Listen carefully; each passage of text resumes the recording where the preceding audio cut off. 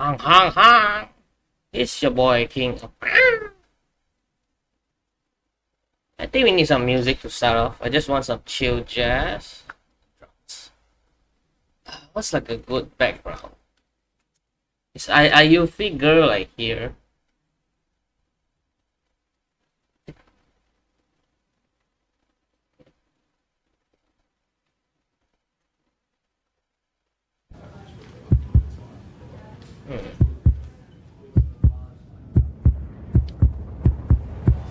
No, the Apple ad. Hey, what is this? I actually saw like the TFT. There was not you.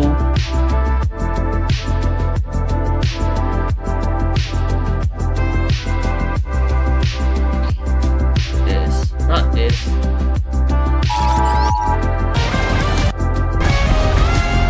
What is this? Oh yeah, there was this one.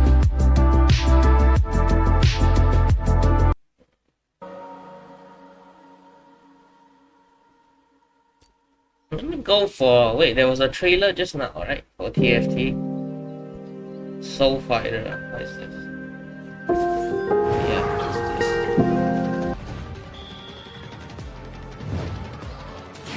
What is this about?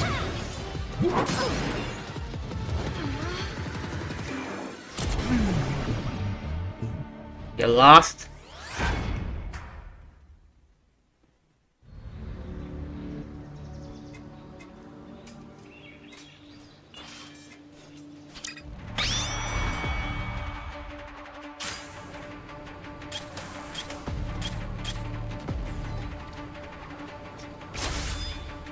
What is this?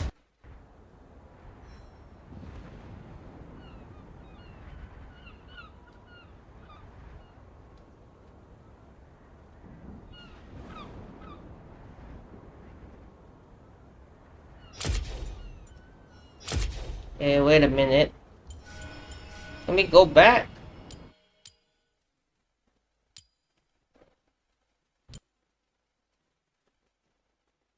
Is that actual match history? Nah, not really. What's this?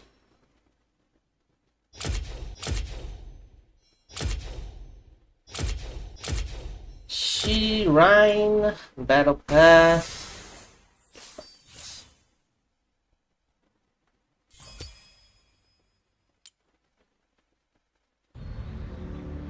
Set, what about set?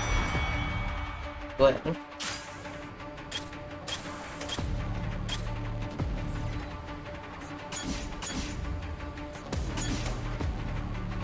Runeterra Reforged. How about the... How do we go back? Go back, man. Good luck.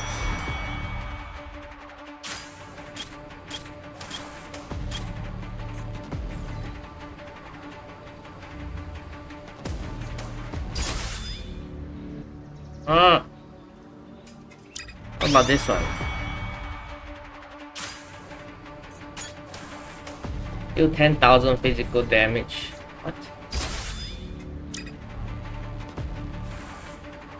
Get a 4+ win streak 10 times. What's this? What is this? Oh, it's the story. Ah, never mind then.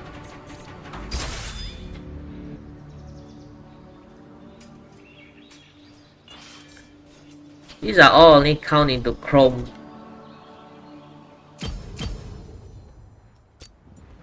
If it's a fun mode, I guess, but let me see first.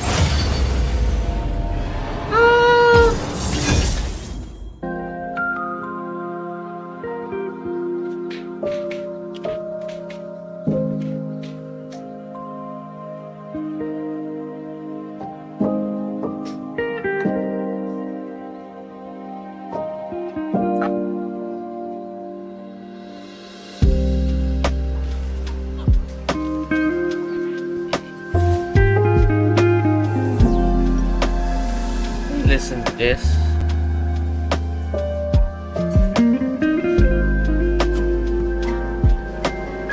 I don't know which one to pick, honestly. How to play. Okay, by chat.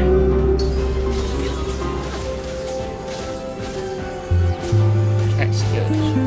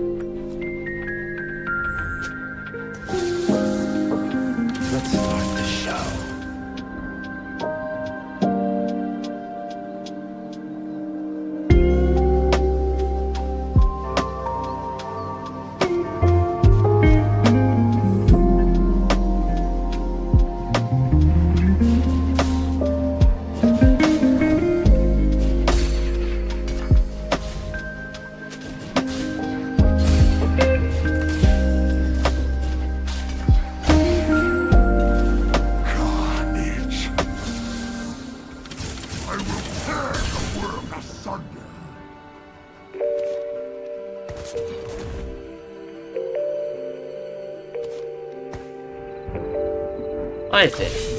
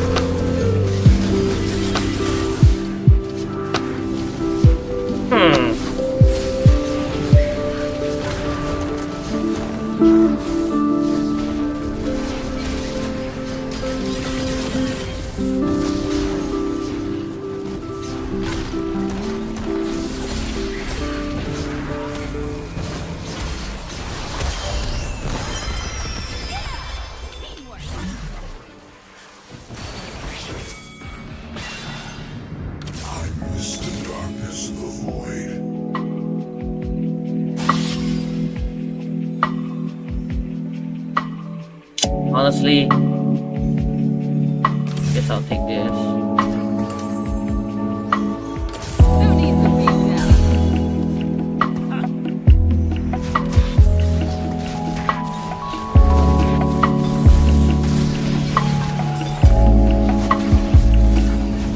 Huh?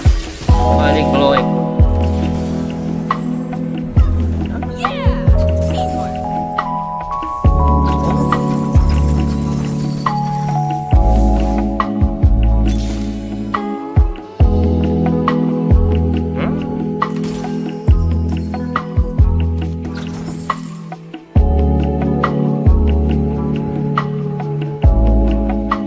Wow, okay then.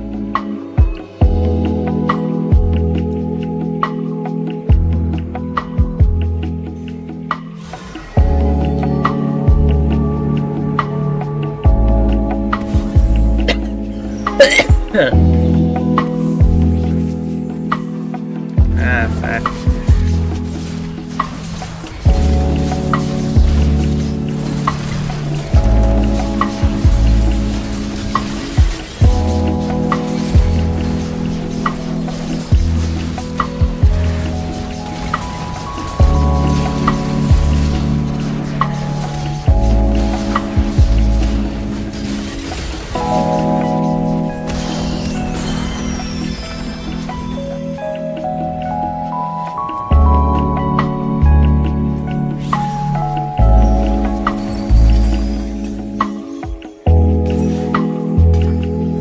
Here I come!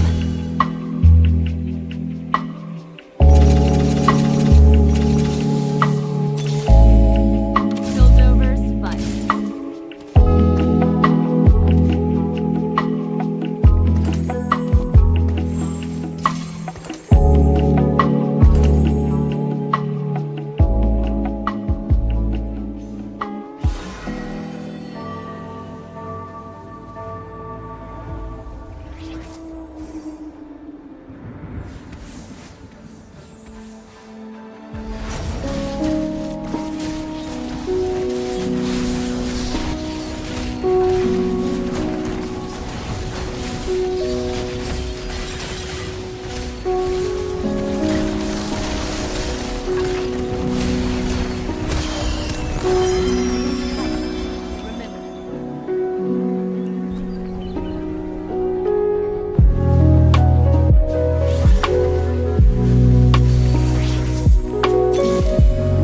Knock knock, vengeance calling.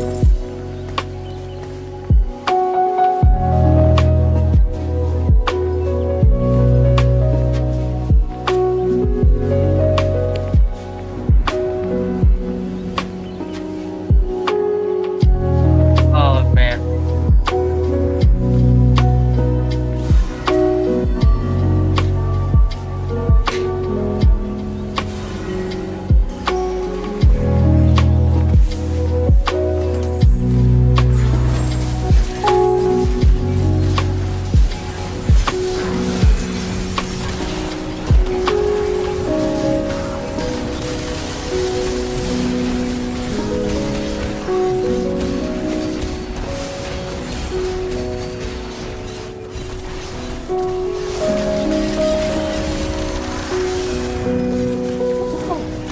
Eh?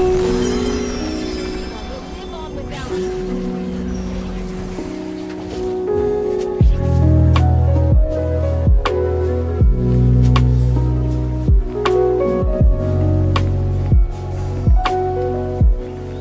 Just need one of them win soon. One of them needlessly last frost.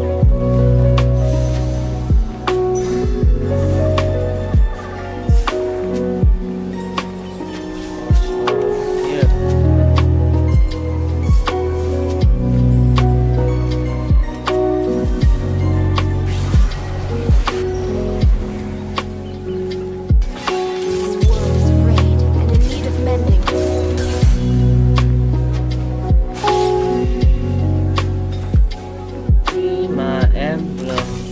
my emblem.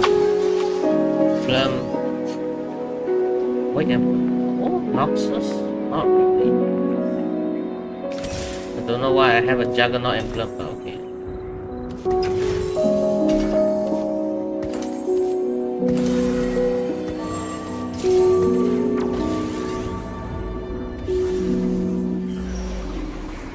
Shurima is good this time.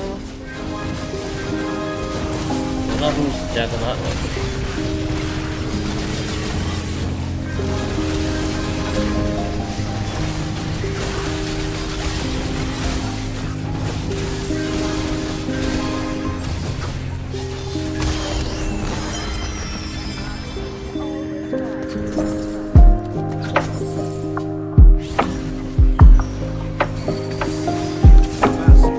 Now and forever.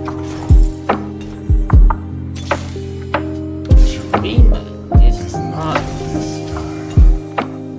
I'll take you over you.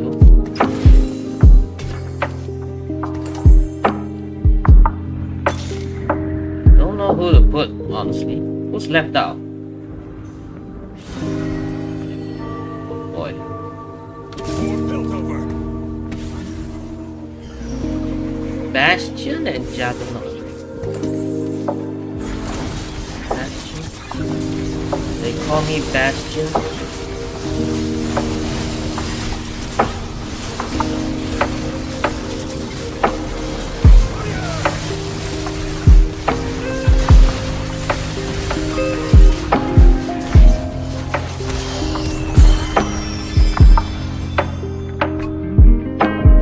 Eh?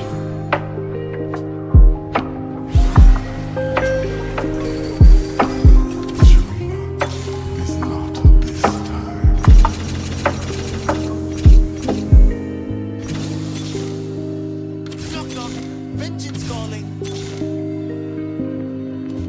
You and then you.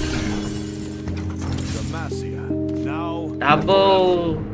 Double Japan sounds fun actually.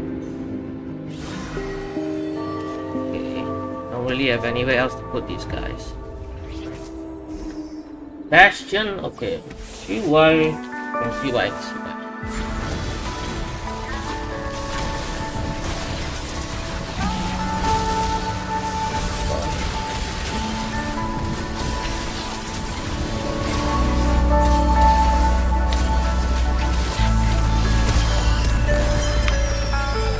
Honestly, double Javan seems okay. Eh?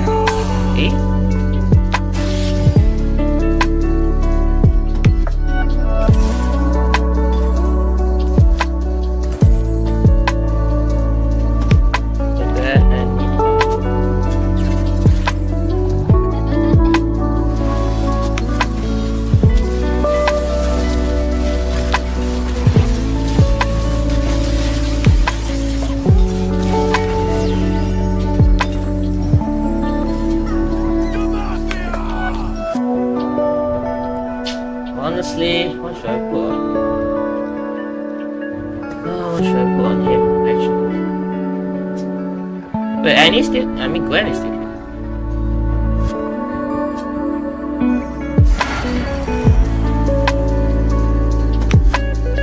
Hey, what's going on? Is it me? Demacia. Now and forever. Ah, shit.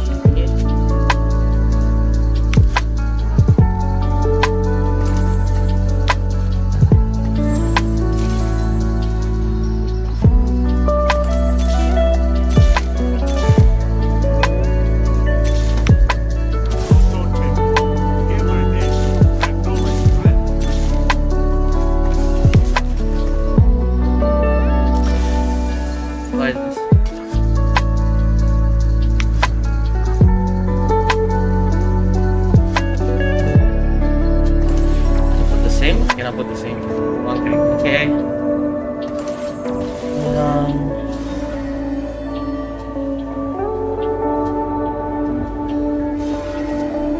We have gotten 2 streamer emblems. That feels bad.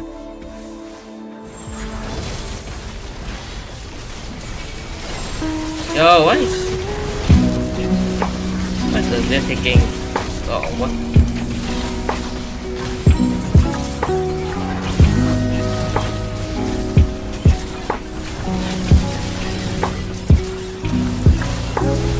Yo.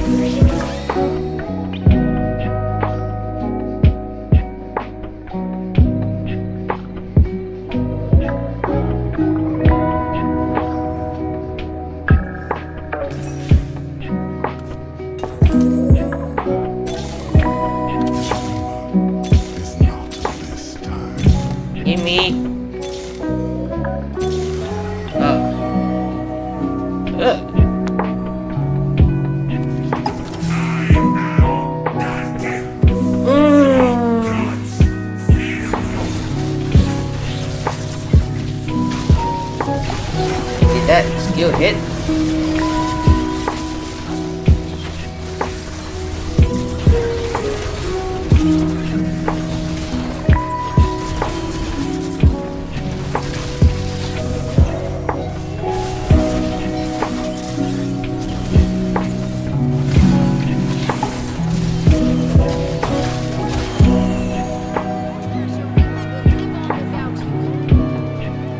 Give me a 2-star.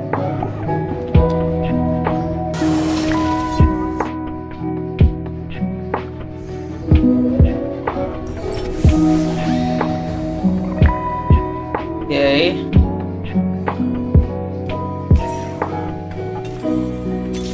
It's not gonna save.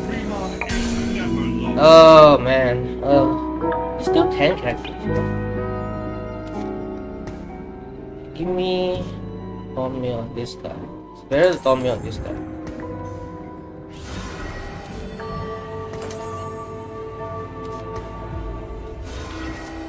Oh man. Who am I fighting? No one.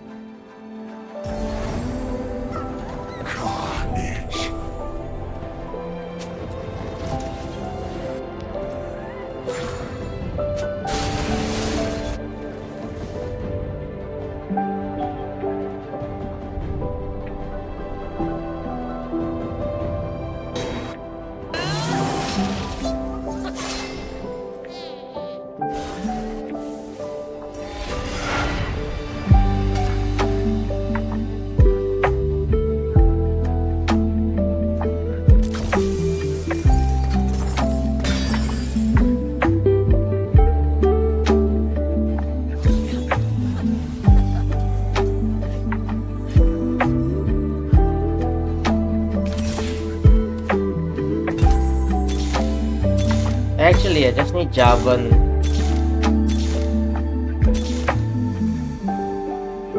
Should I just save?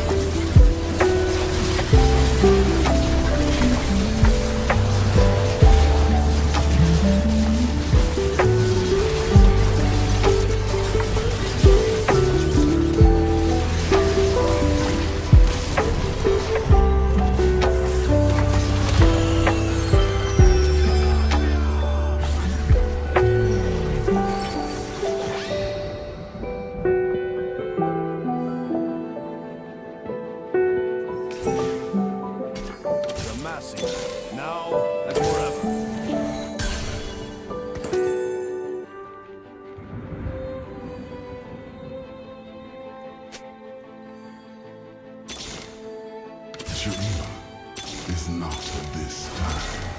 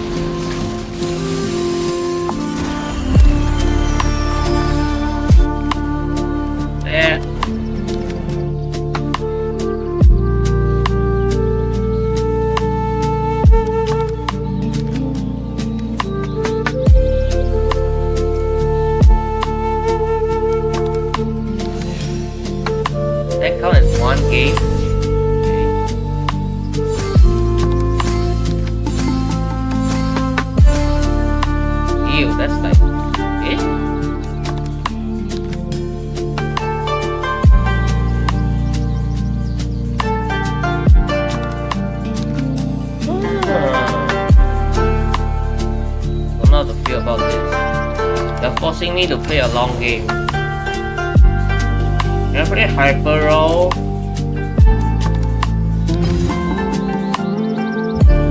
Hyper Roll count?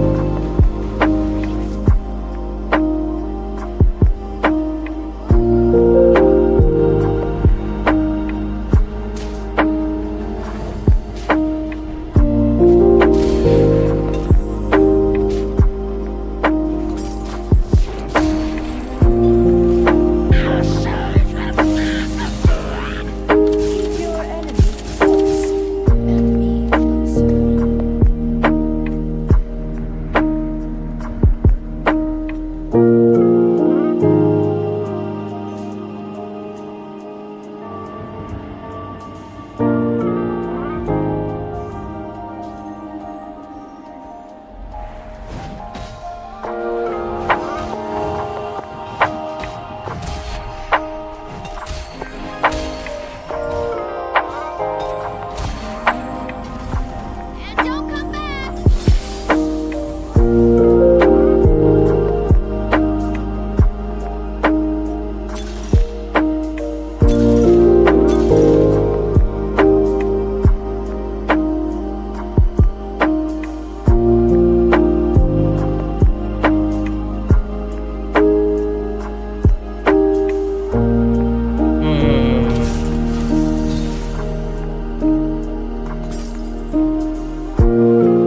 We're fighting.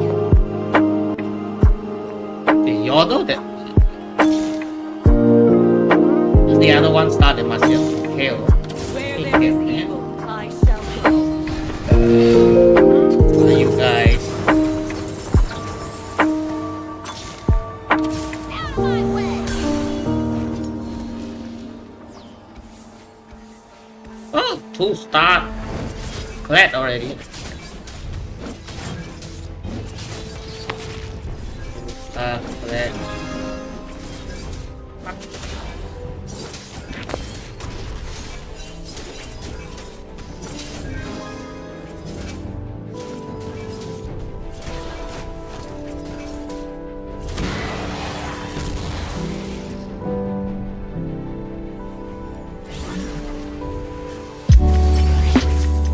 Hey, what do I need for?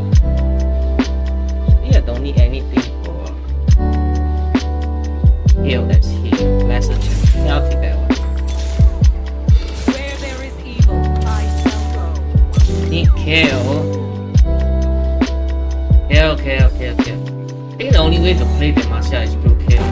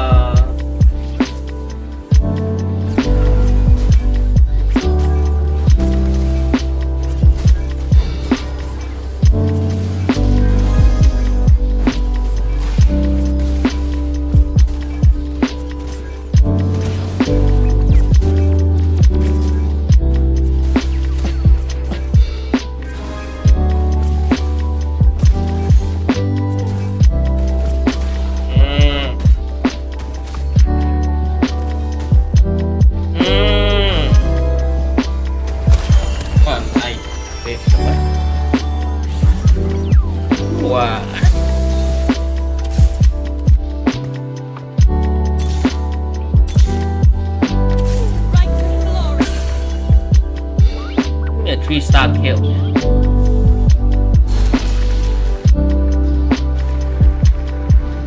One dude playing kill. Who's playing kill, bro? I was playing kill. Let me have kill, man.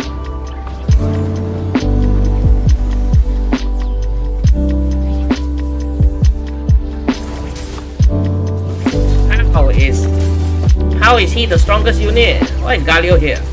What?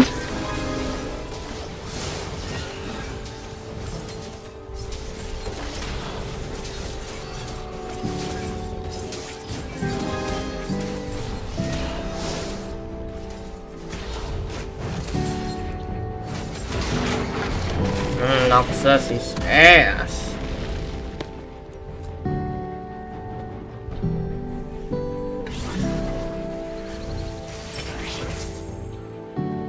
What are these units, bro?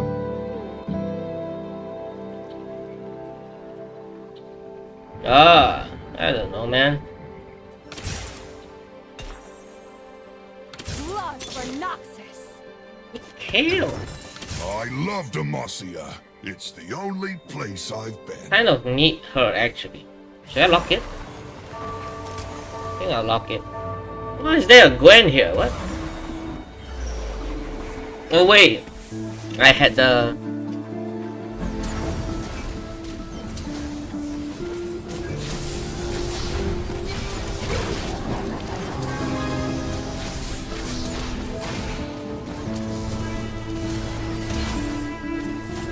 Hello?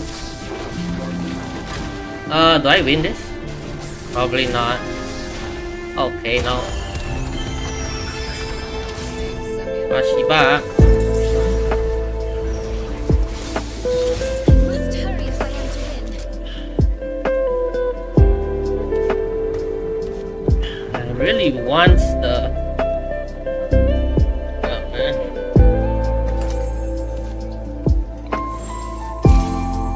Okay, I have to give her an item for it to like register that. Okay then.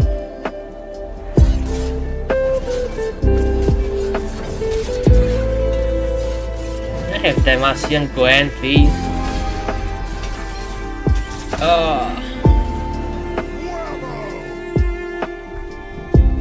Who's the tank? I'll put it on. I'll put this on. Garen. I'll put Sunfire, Bloodthirster. Wait.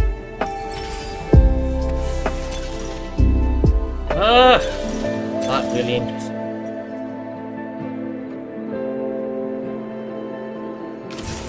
Gain 3 Demacians. Give me them Demacians, Where boys. there is evil, I shall follow. I should give. Yep, should give this to Gwen.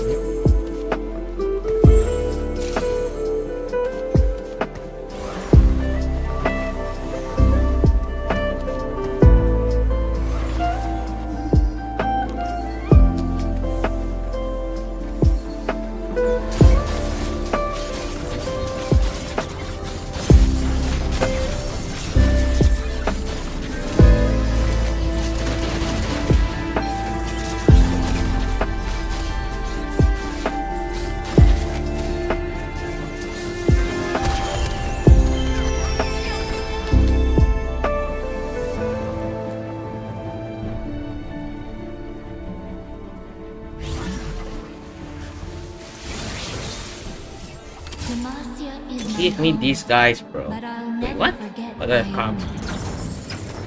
No, give me.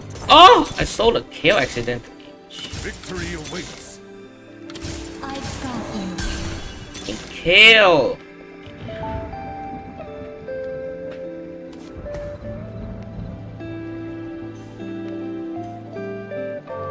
Ah! I believe I stole 1 kill. Oh, it's gonna sting.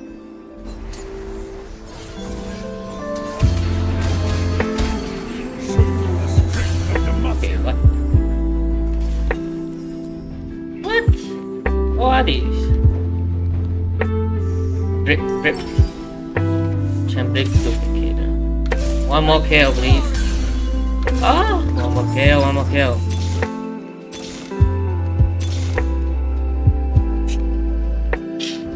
I sold that one kill, man.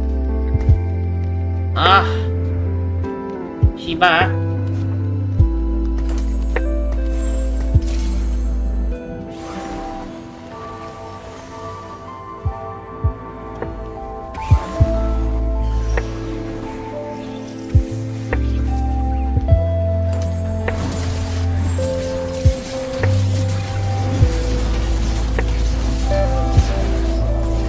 Got the drip.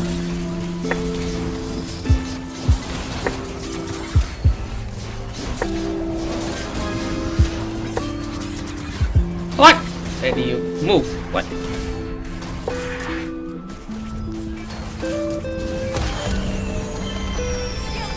Nick, step.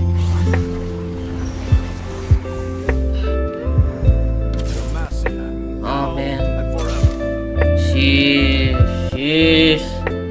I need one more kill. Oh man. Oh man. Oh man. Oh man. Oh man. Oh man.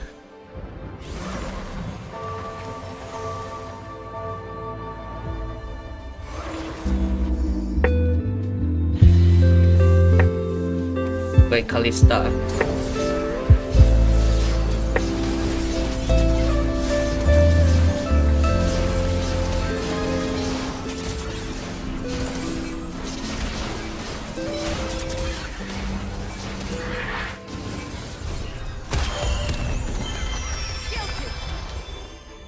I have the bow, I have the bow, I have the bow. Demacia is my home, What? but I'll never forget Ionia. Give me kill, I just want kill.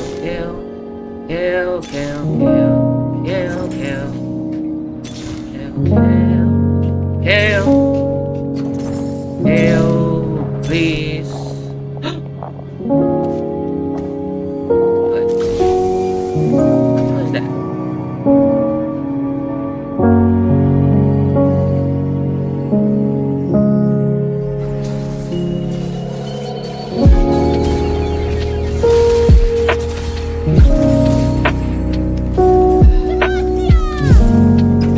Victory awaits.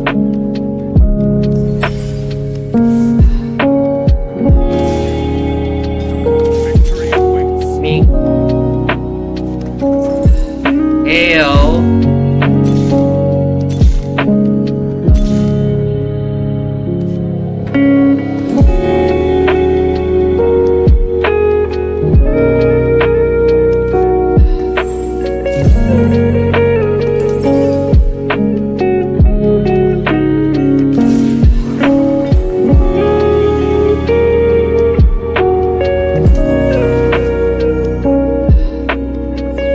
One more kill, please.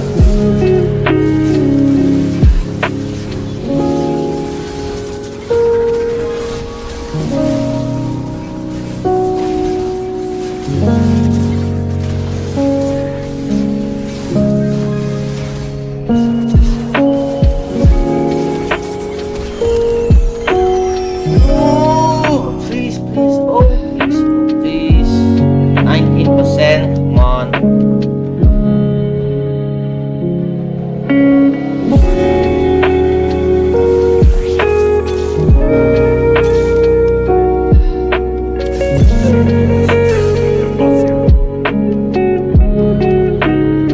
It's got to be like 9% next round, right? Man. Yeah.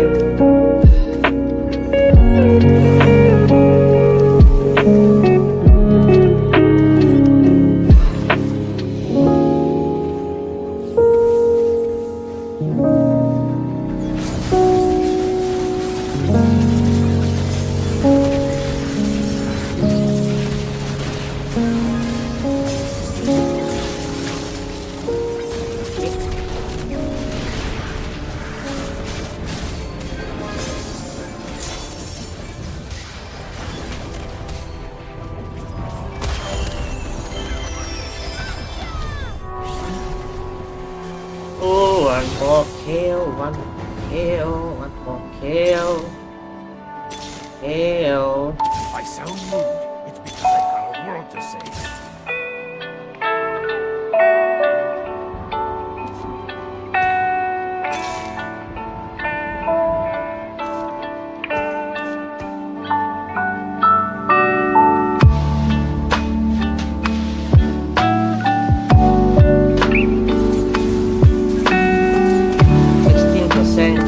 16%. Glory of Demacia will never Juggernaut and Blood Bastion.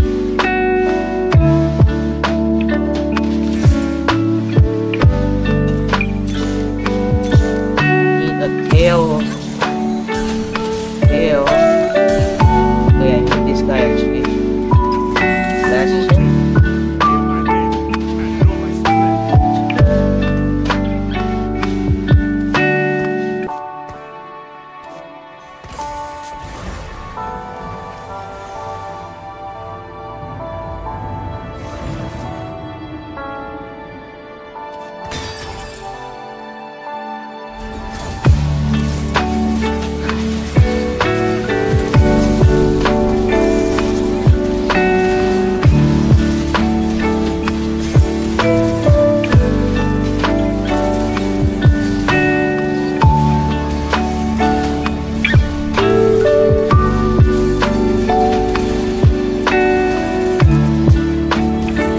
One more kill, bro. Who is this?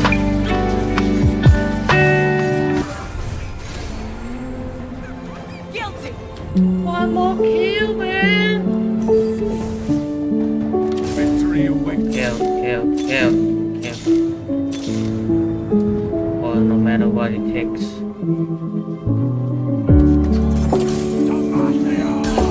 Garen's not gonna carry the game. It's Chaos that's gonna carry. Yeah.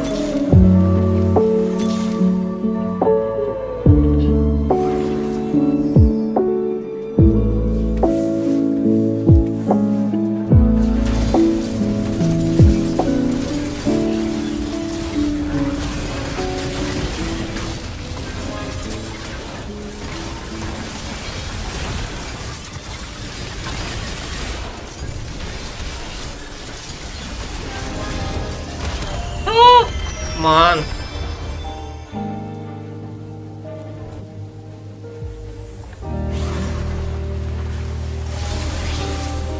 Where there is evil, I shall go.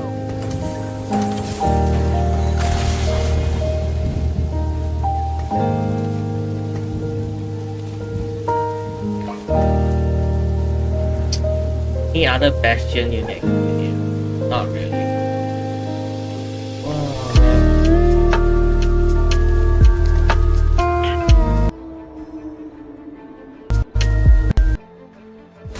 oh.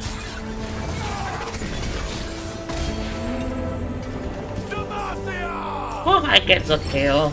Okay then. Is it like guaranteed a green soul? It says random radiant item, but it's always green soul here.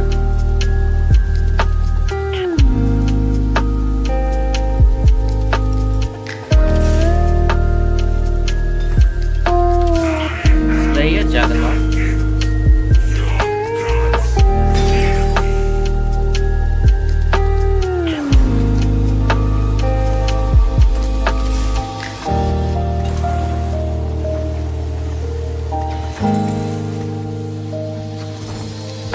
Trip.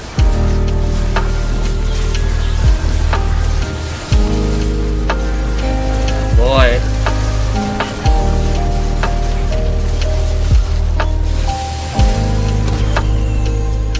Boy, triple green Su, huh?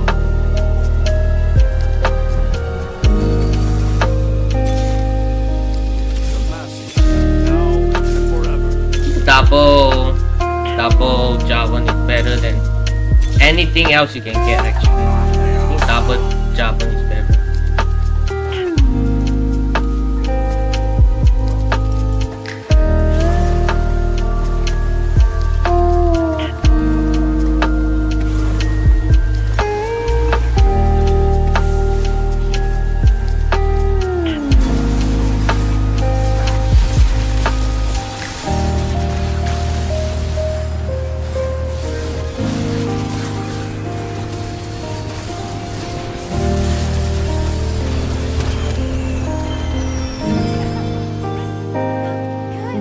Double Javan baby. Huh. you guys. Double Javan. Should have left home years ago. Yeah, double Javan.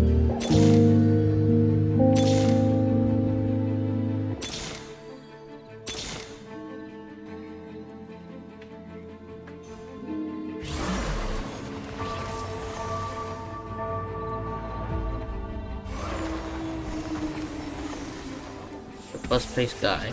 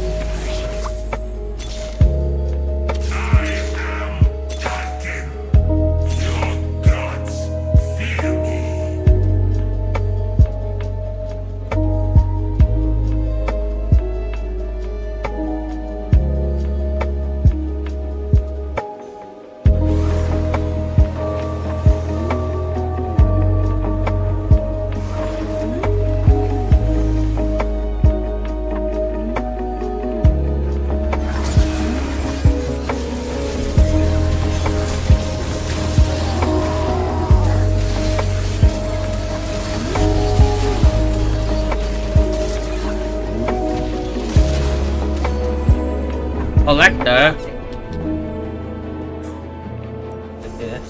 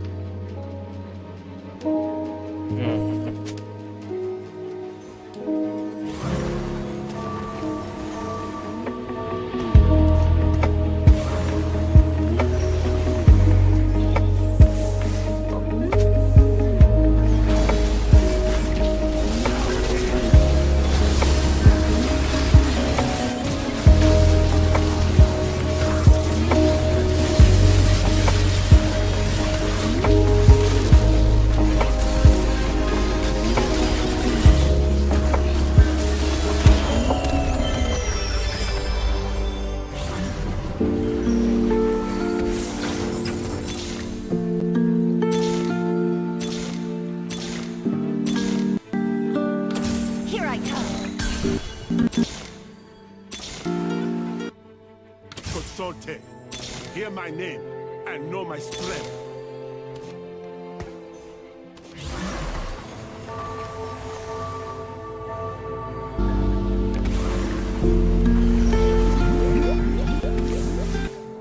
I think the play was actually to like keep.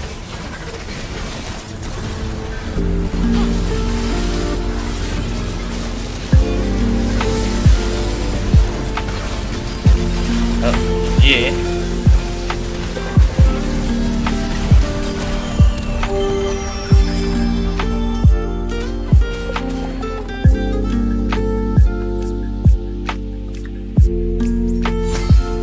Oh, the Genshin game is like in a while, not that quick.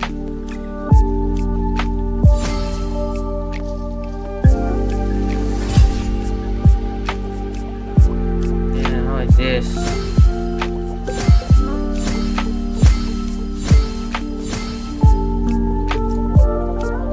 How many rewards are there? What? This first game, win 3 games.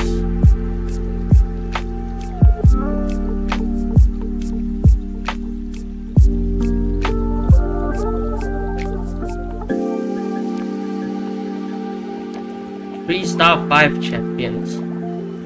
Did I not do that last round? I feel like playing a normal game.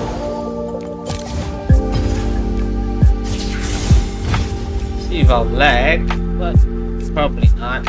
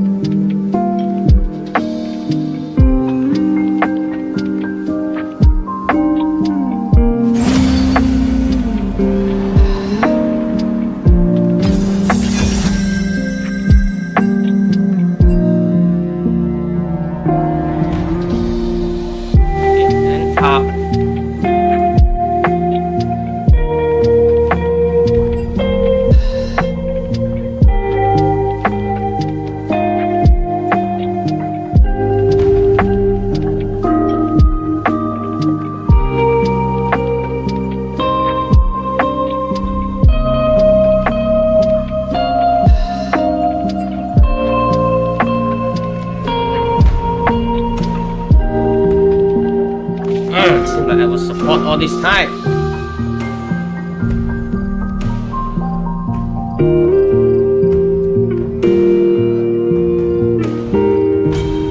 Should I play?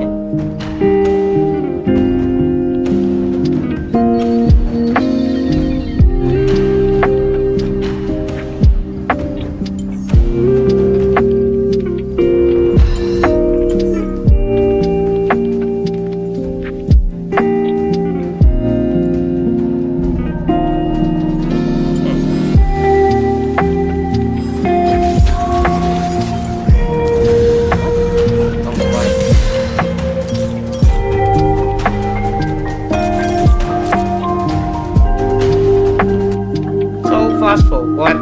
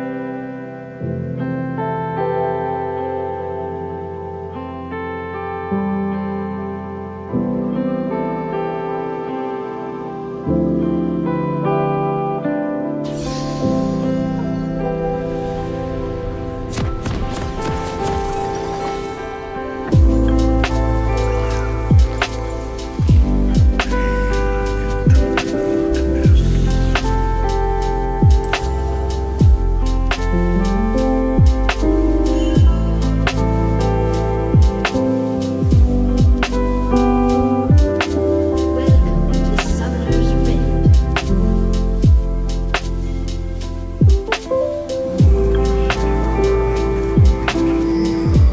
30 seconds until minions spawn.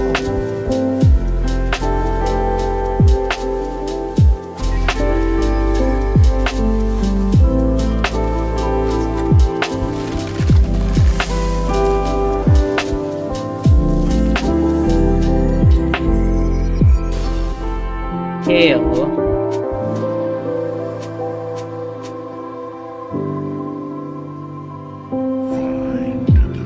Minions have spawned.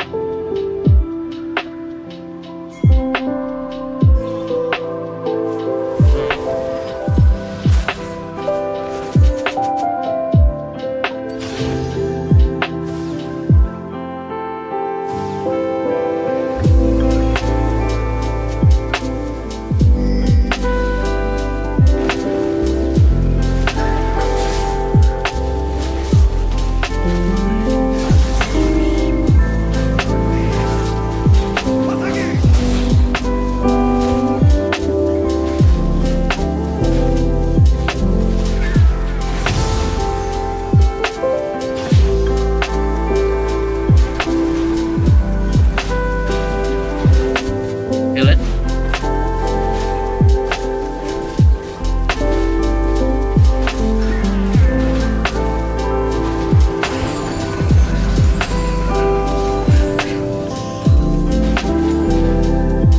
See?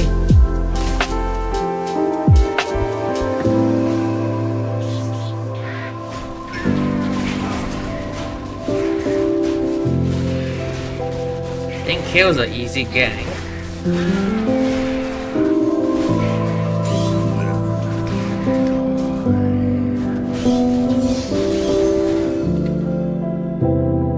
Okay, go.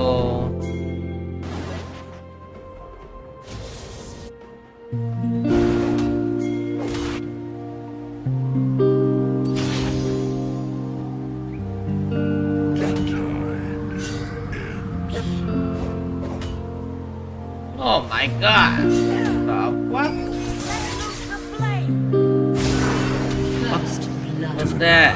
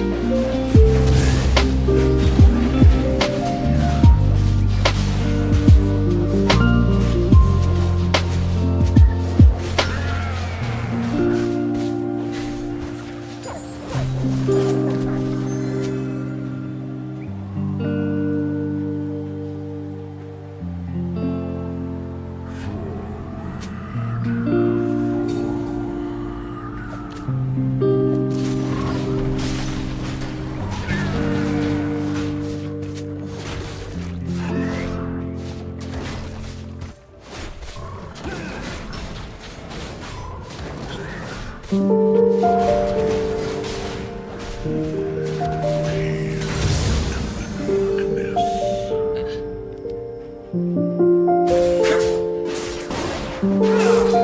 have mana. An enemy has been slain.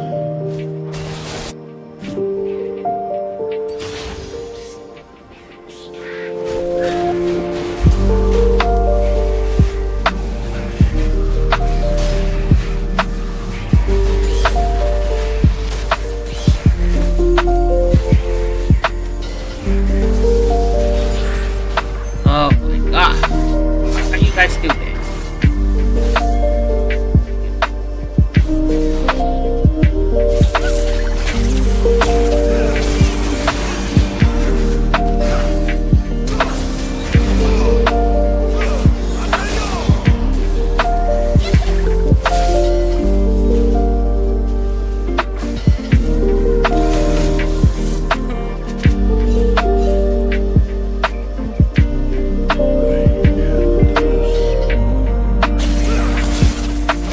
Spree.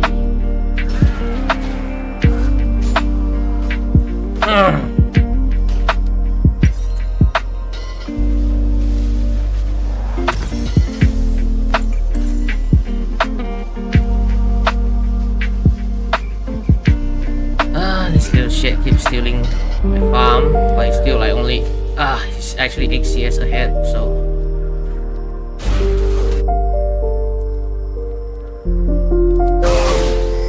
keep balling. An ally has been slain.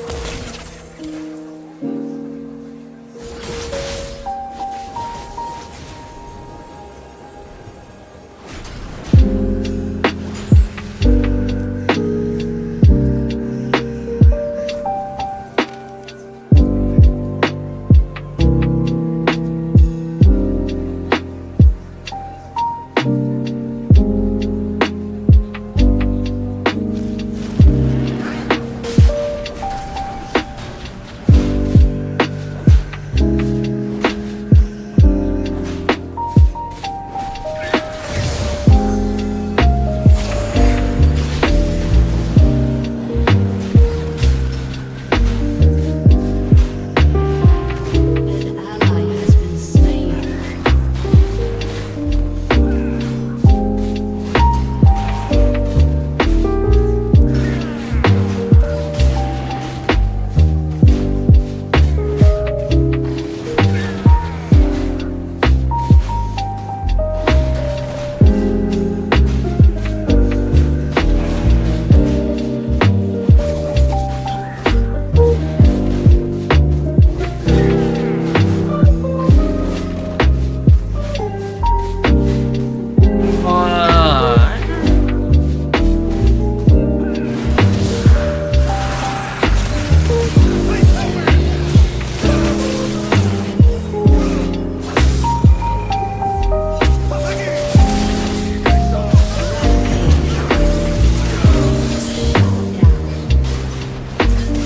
Slain an enemy. An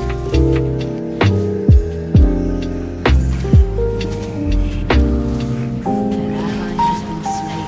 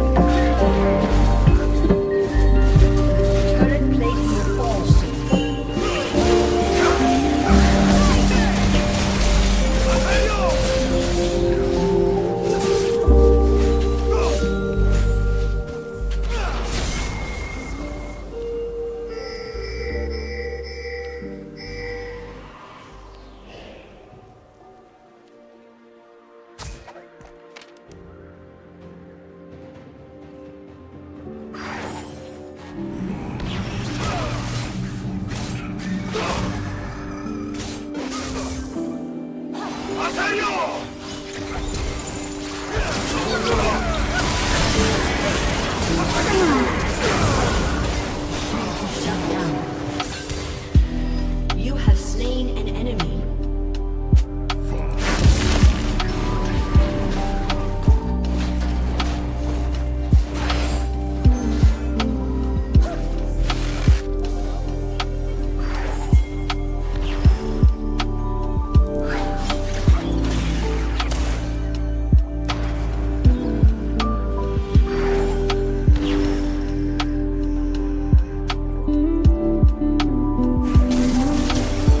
Ally has been slain.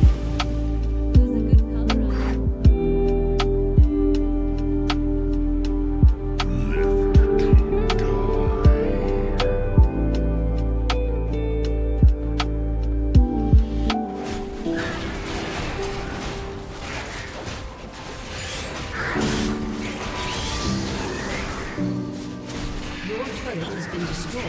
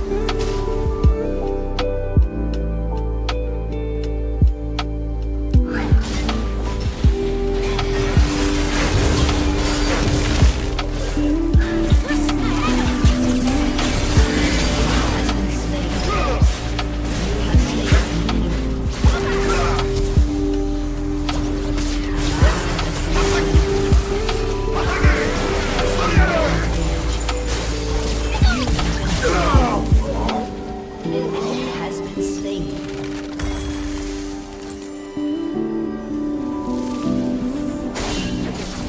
The worthy survive! Enemy is unstoppable. Take them.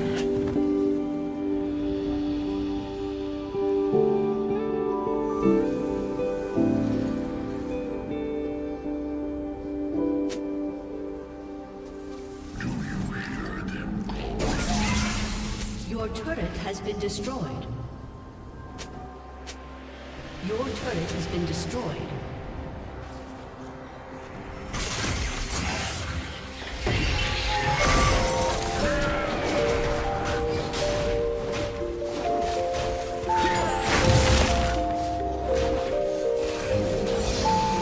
Oh man.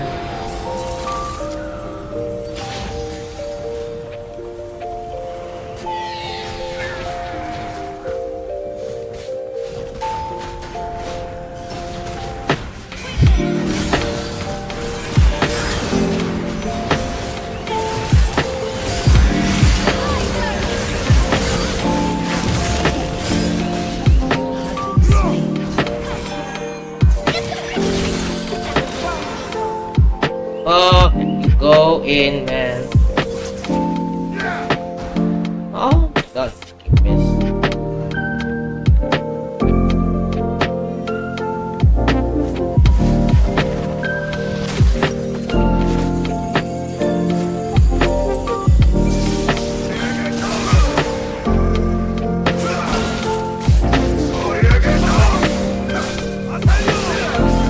Enemy has been slain.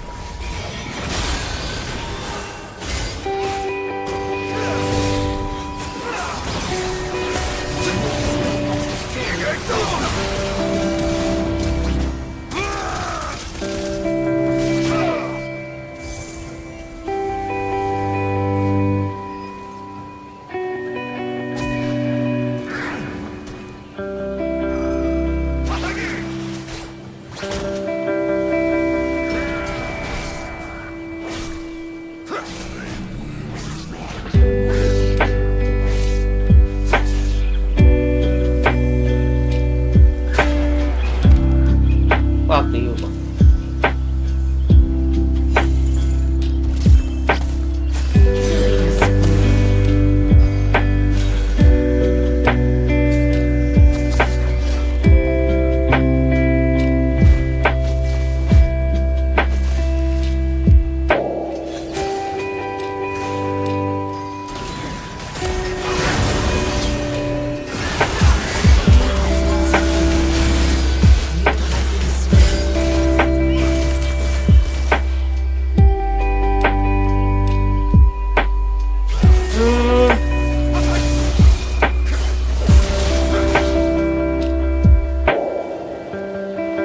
I need vision.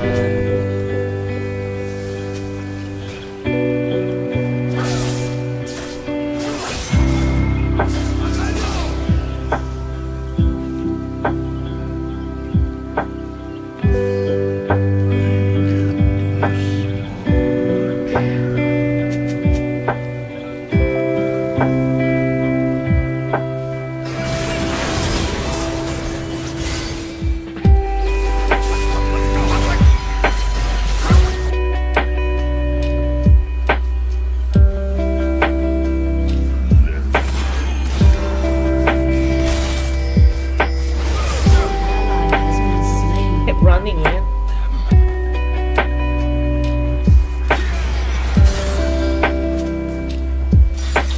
Killing spree.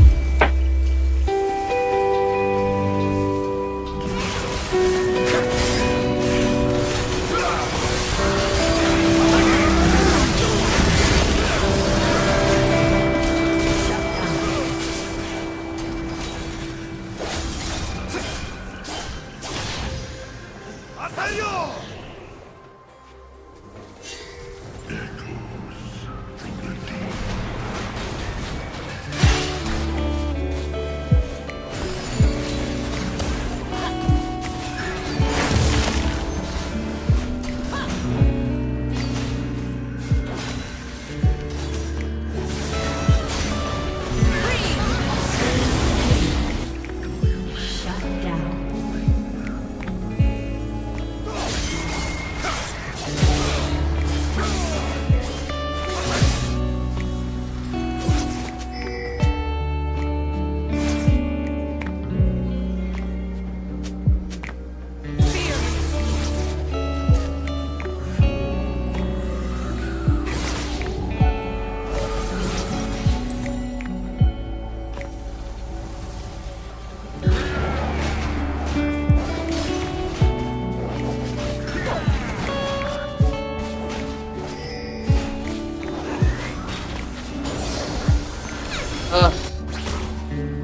Wait, how did he just suddenly get 3 charges?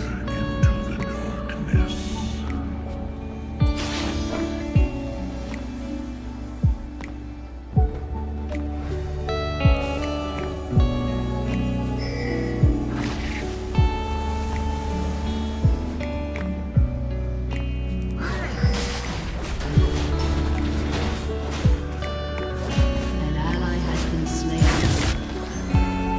Fuck me. Enemy double kill.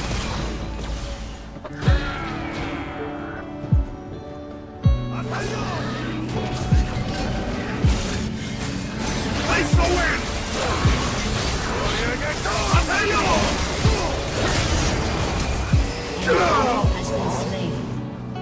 Your turret has been destroyed. Double kill. Your turret has been destroyed. Your inhibitor has here. been destroyed.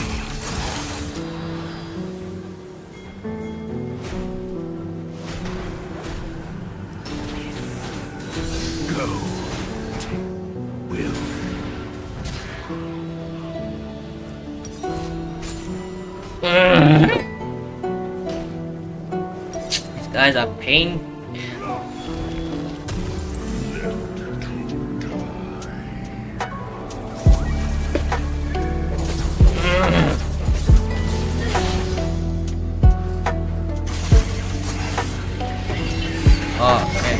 14 already.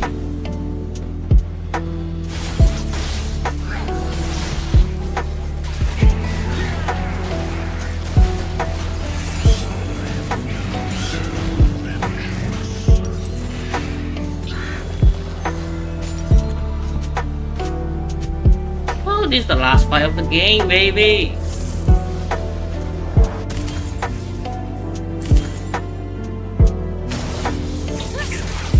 Oh boy.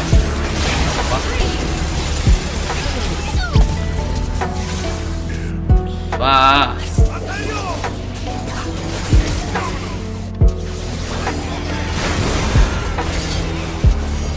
Let you cook.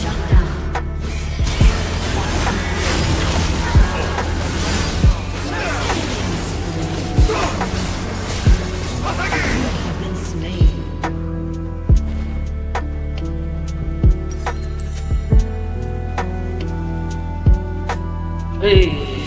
I don't know, man. It's one of those champions.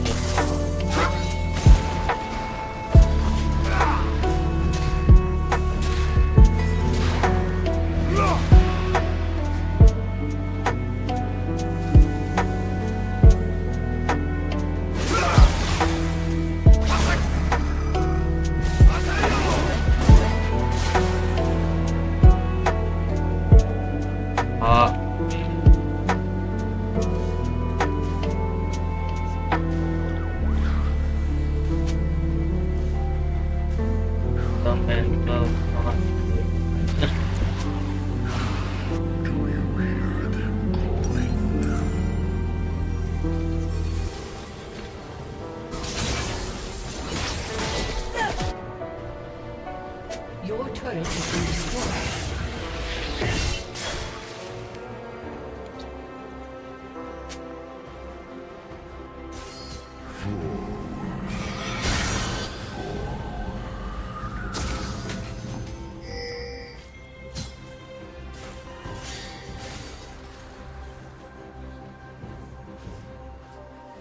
Oh, man. Really wanna kill this bitch. Your turret has been destroyed. I am your salvation.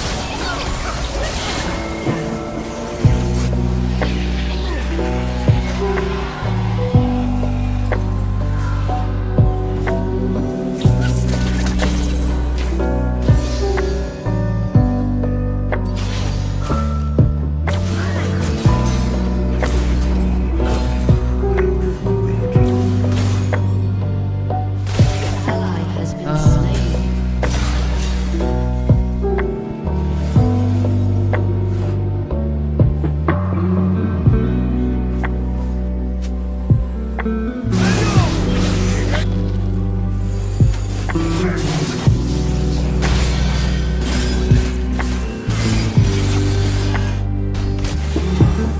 An enemy has been slain.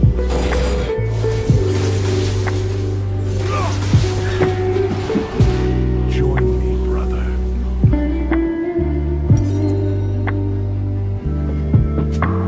Your team has destroyed a turret.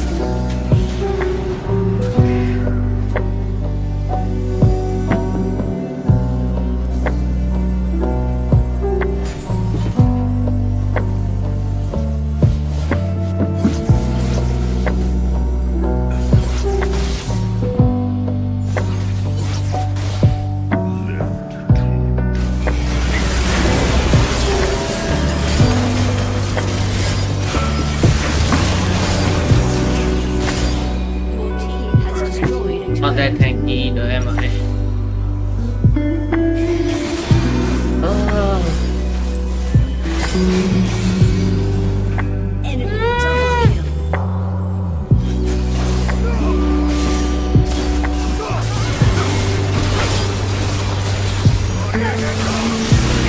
Altered.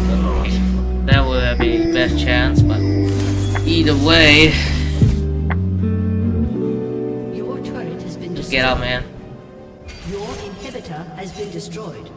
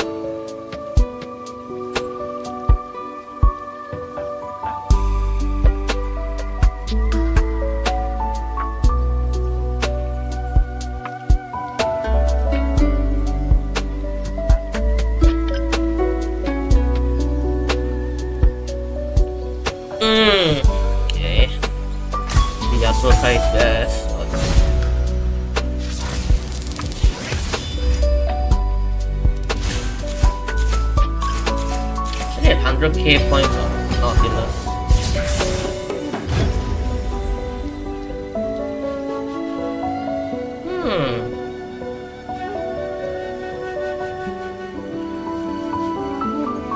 Let me look at anything else.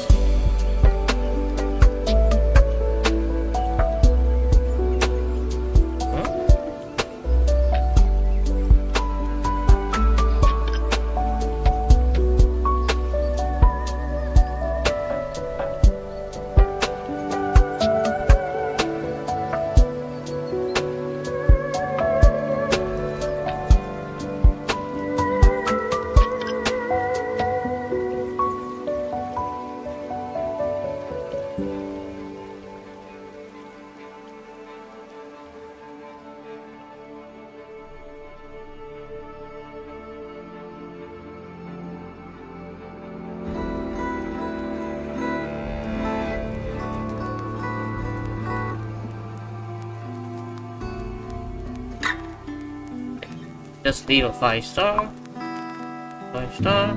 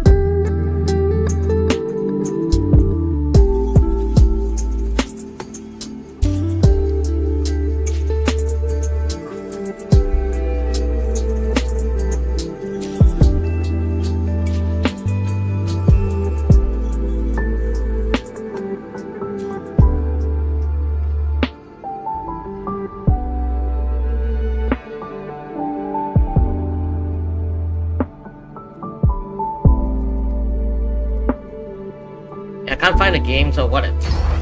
I'll play TFT. Prefer to play TFT right now. It's not forcing me to play Soul Brawl, right?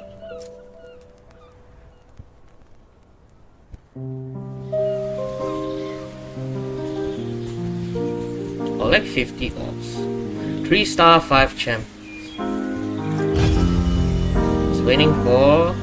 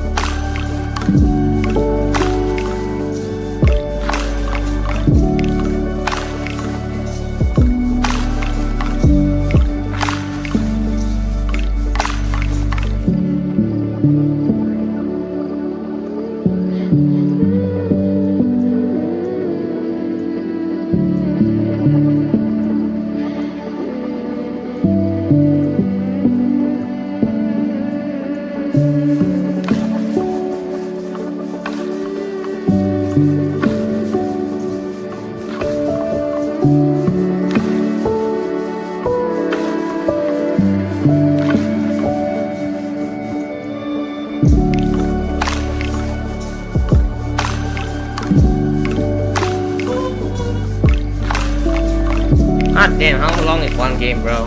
What is this? Huh? What are you doing here?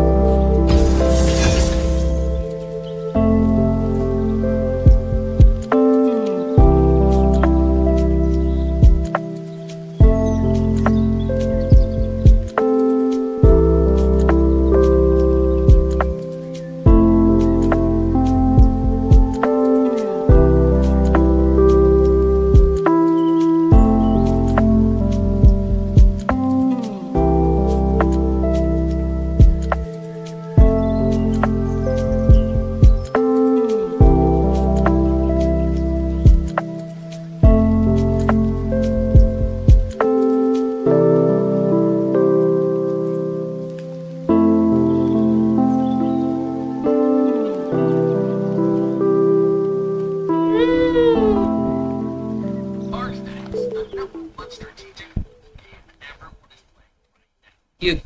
There's nothing in the vents. Oh. Yep, of course. Animatronics can get to your instruments vents, and to put it lightly, don't like it when you are also there. The animatronics start in a random room on the top, and have the ability to call opportunities. Thankfully, the odds are pretty simple in this game. It's just the third chance to add a huge opportunity. Those odds don't change. What does change is how often they get these movement opportunities. On night 1, they only have an opportunity every 8 seconds, and only in the tutorials play. In tier level higher results in the can do that if they use zones. They get a lot quicker though.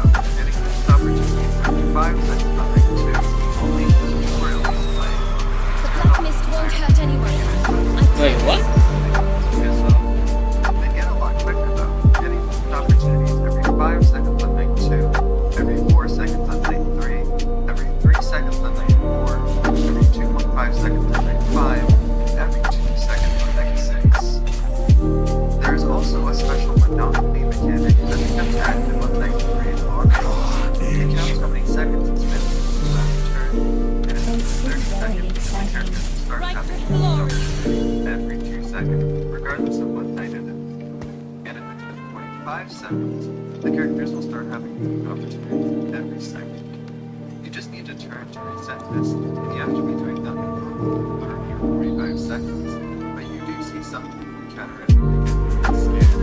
This mechanic definitely alright, so we know what they can. Where? Guilty. Well, complicated, just look at the map. There are no set paths wherever they move. Looking at the channels, which are pretty difficult to predict where an animatronic will go at any point. But the general idea is similar to spring travel category, that they can move backwards, but they're more likely to move down and towards you. It's also just apparently not special to get that information.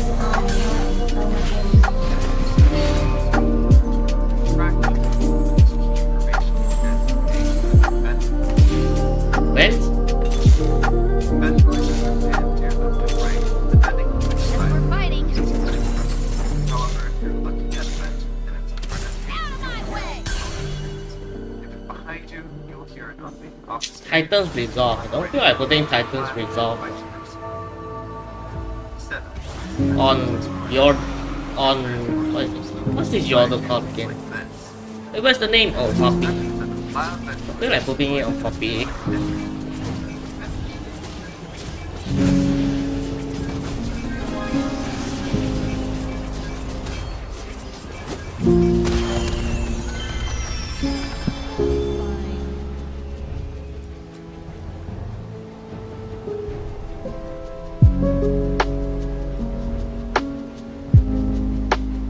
Double green shoes, baby.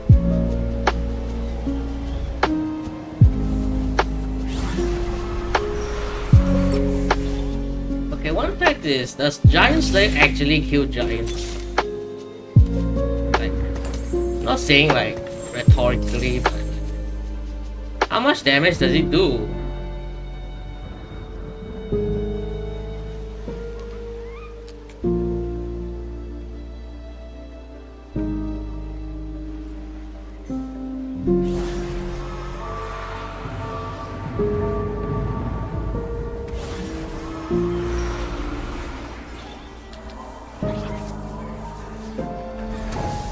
Always get Sona first.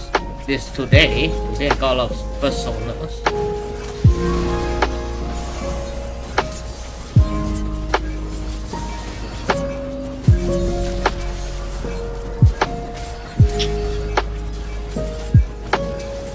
How tanky do you need to be, bro?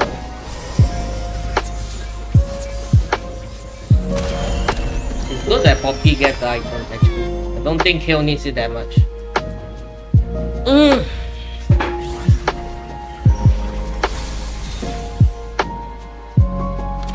love Demacia. It's the only place I've been.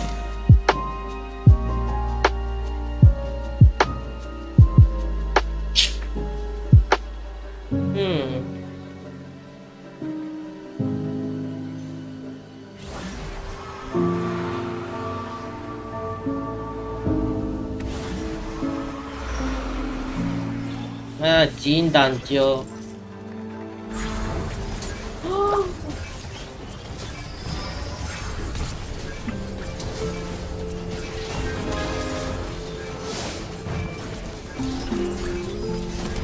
No, Sona.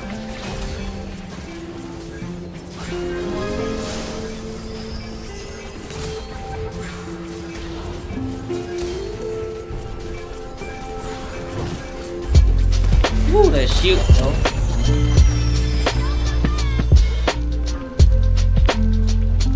I want a 3-star kill, man. I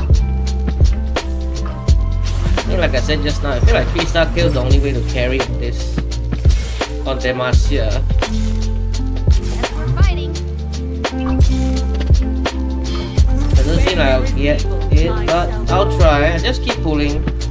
No reason to save on Demacia either, because no 5 cost unit here.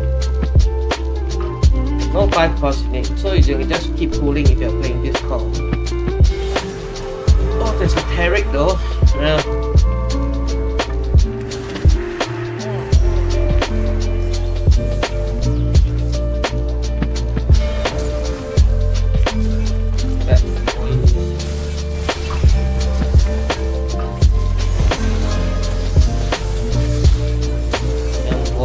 Take.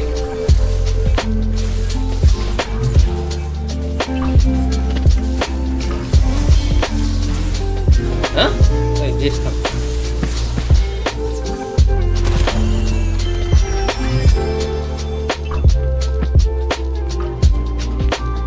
Does is Giant Slayer or the Mortal Reminder better? I think like Giant Slayer. I mean the Mortal Reminders. What is that thing called again? One that builds from.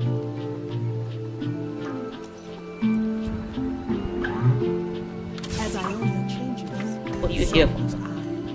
The one that builds from. Anyone else have the item? The one that builds from. Gloves, Last Whisper.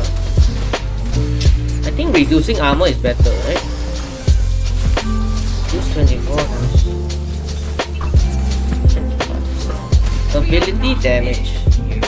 If you have good ability damage.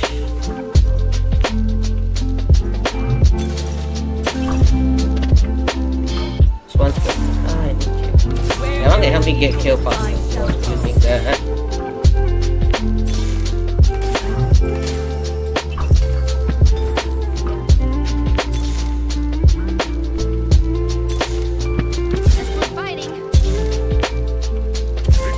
Marcia, guys, kill. I need a kill. I have a kill. I love Demacia. It's the only place I've been.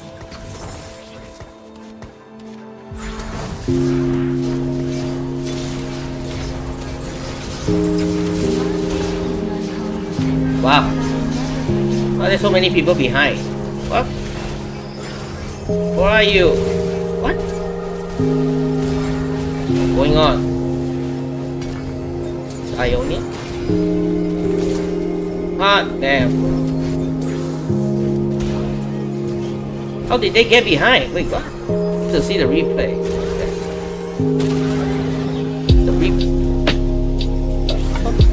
Let me see. Oh, my Garen died and they just went behind. Okay, then. I think I need. It's good to put these two together, they are best friends. Hey. Juggernaut, not really. And one more Juggernaut stuff.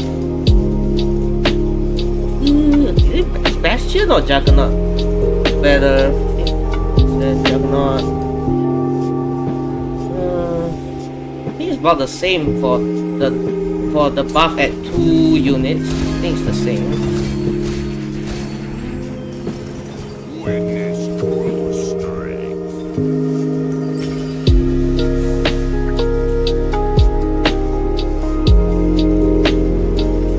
What? I need a recurve bow. Maybe I can build Crit Lux. I think Crit Lux is good to pick. It's the only place I've been. Crit Lux. Yeah, for you. Yeah, I can build like the what do you call it? Double crit items. Yeah, I'll see from there. Oh, it's thick, man. Then why are my items here? Why do they always go to other places? Hey, it doesn't look like I'll get 3-star kill.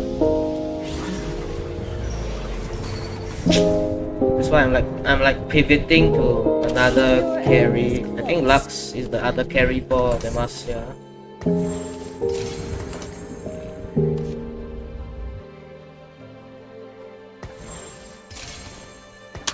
These other 2 items I'll keep for Javan.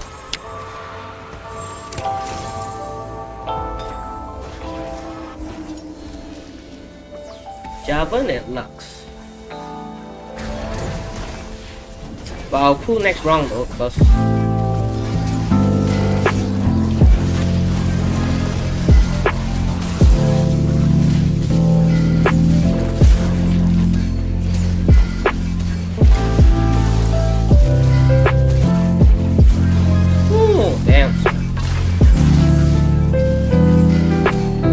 Oh, 3-star. Oh, wow. Okay then. Well.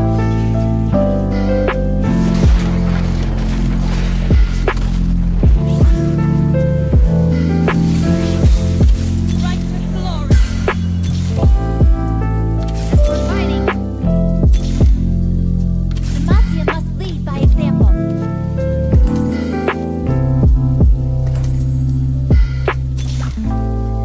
I love Demacia. Boss. It's the only place I've been.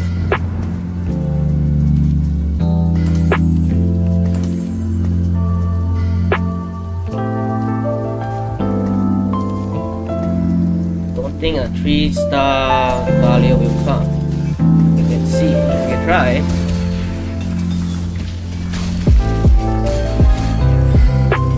How many ops are there?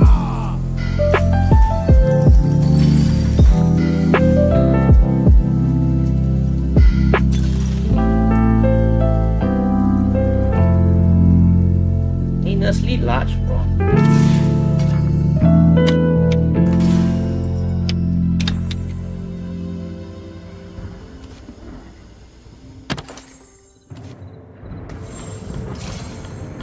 Doesn't look like I'll get the armor pen item I want. Wait, this guy's good actually. Juggernaut and Slayer. Oh, I put. What's the one I'm supposed to replace? None of that. Oh, shit. 5 Demacia. The Slayer buff. Make them better. Oh boy.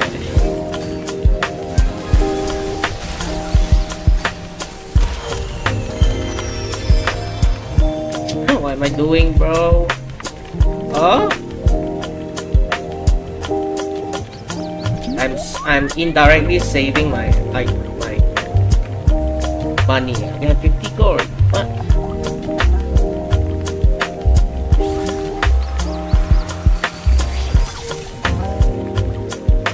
Don't need Bastion. Juggernaut and Slayer.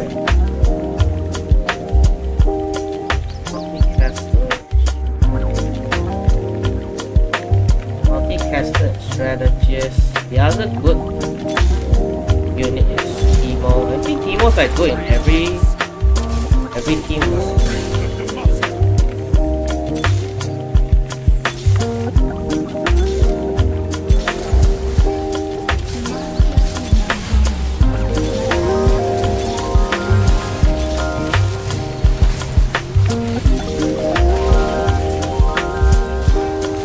Yeah, 3-star kill, baby.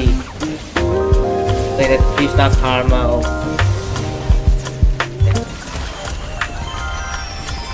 Wait, why is 6 HP? What? I thought it was 6 HP.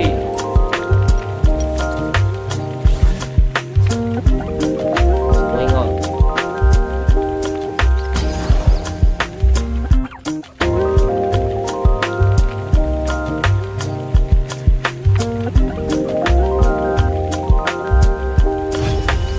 Tired of this. Let me play Rogue. Let me play Rogue, man.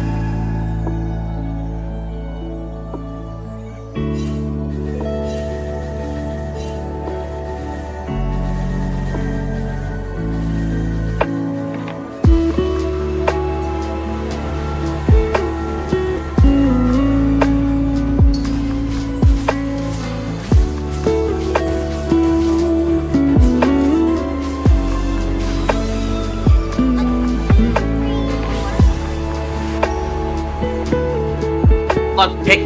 Spuddle, cuddle, scuttle.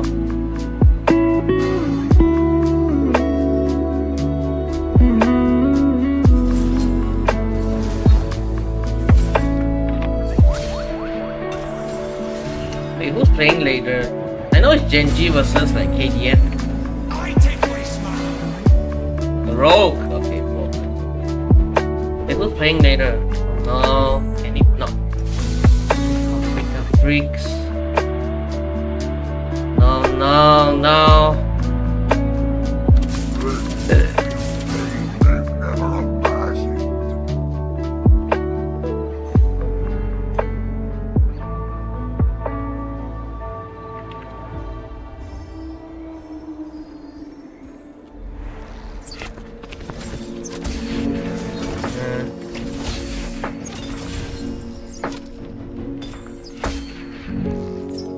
Never abide.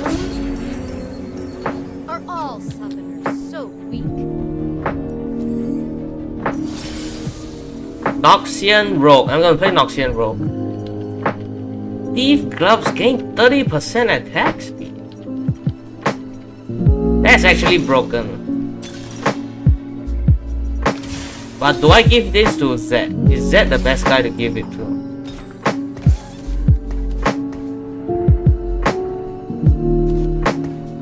Me thinks yes. Okay, I think I'll give it to him. We have a tank? It's not Ionia. Oh wait. This guy's not. I always thought Zed was Noxus for some reason. That means I think Shadow Owl is better. Ionia, since Ionia is very hard to get. It's like you need 3 characters to be Ionian.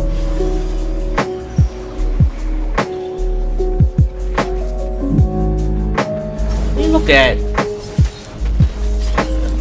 at her. Ionia Challenger.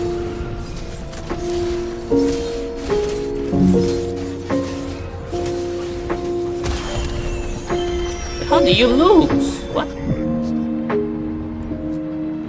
I'm gonna pull next round because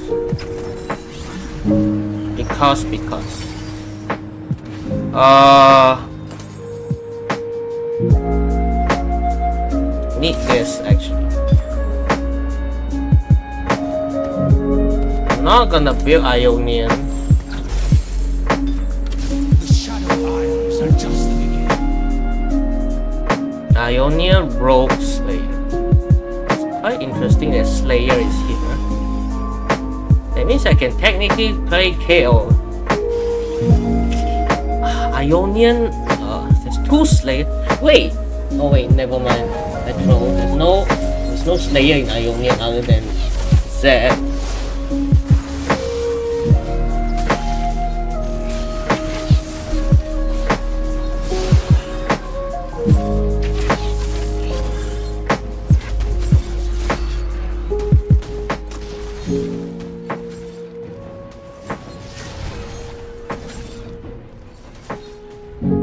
Damn, that boy thick as shit. Okay. Oh wow, she came early. I think Noxus is the way to go. I feel like Noxus has more tanks. Noxus, I need Kled for sure. Kled is a Slayer as well. The world may fall in darkness, but Noxus will remain. Darkness gathers on the others. I'd rather have any other Bastion than Kassadin, to be honest.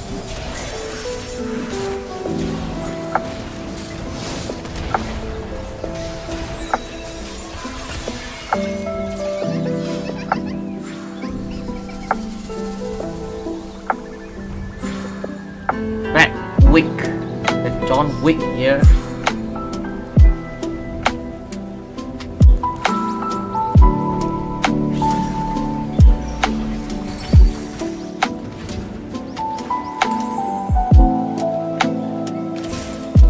I'll give this to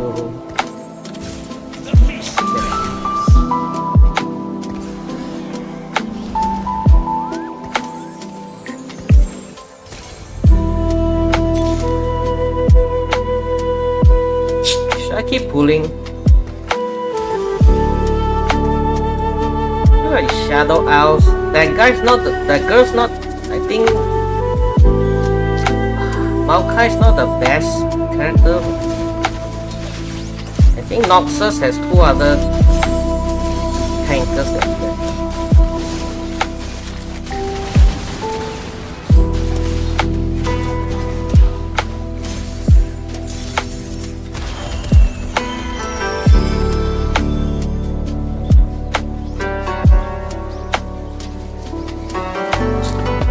What is Echo's tricks again? Rope Zone Filter. Shadow Isles are just the beginning.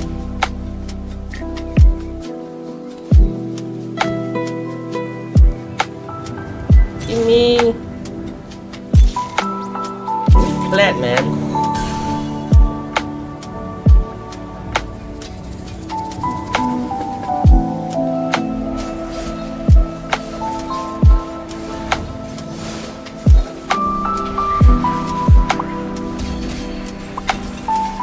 Hoggers.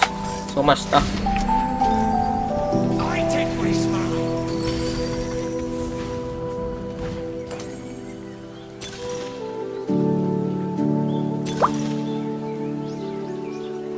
I think this one's definitely better. I will snuff your No Demacians allowed. Ah, Targon. I might keep you.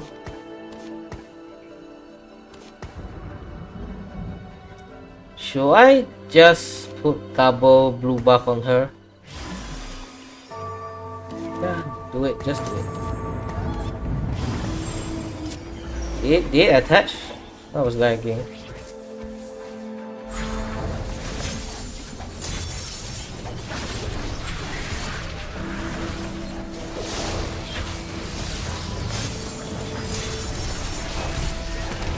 Cool.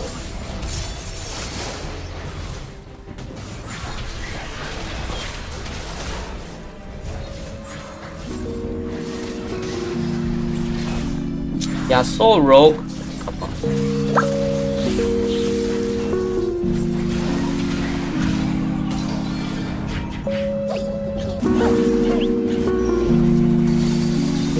the world may fall, Clad, give me clad.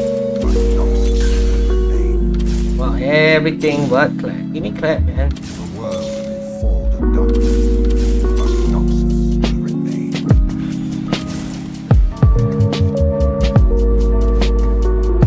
You. I may be merciful, but Targon isn't. Shadow Isles are just the beginning.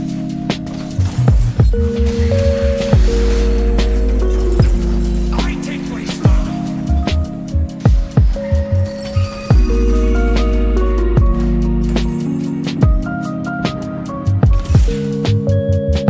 Dawn is the future. Dawn's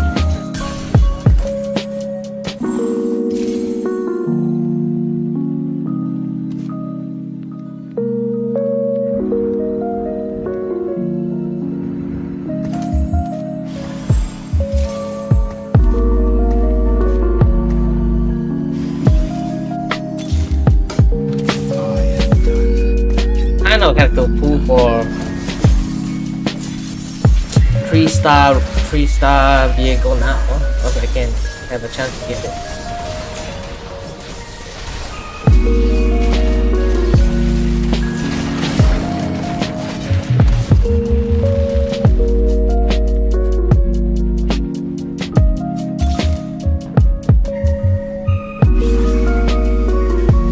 But give me clad. Nice. Clad. Shadow Isles are just the beginning. The only other shadow owl I want, actually. Give me no. Give me.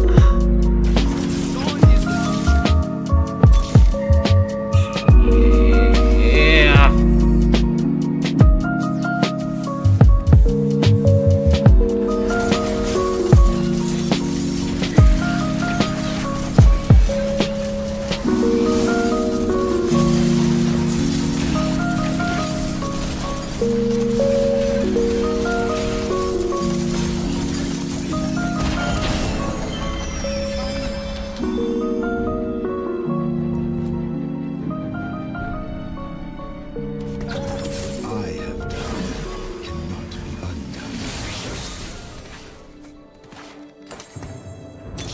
On.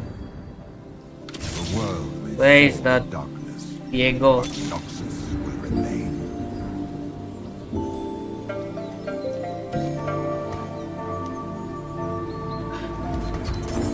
I must hurry if I am to win.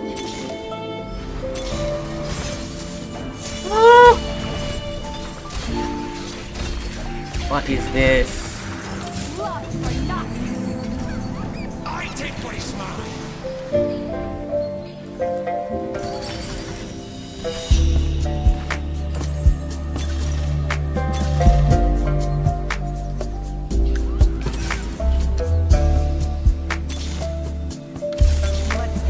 I need one more, man. Okay. Let me see what I get here. Definitely need a healing unit here.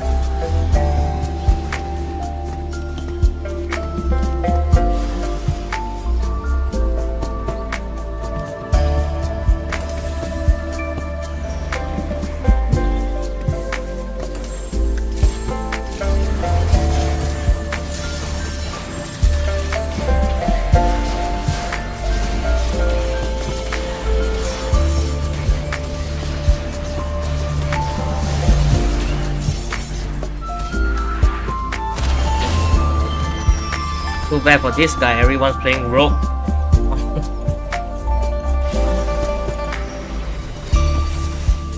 Should I still go for Shadow Owls? Shadow Owl. Noxus Strategy Sorcerer. Not really anything I want in Noxus. Is there a ranged Noxus? Not really a ranged Noxus. All the ranged Noxus are one cost. Should I still go for Noxus? I think at this point I should just go for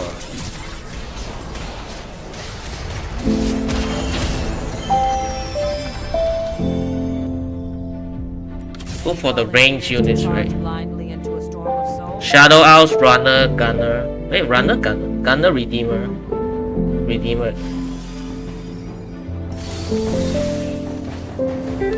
Yeah, I've gotten the 8-star Swain already, but that's fine.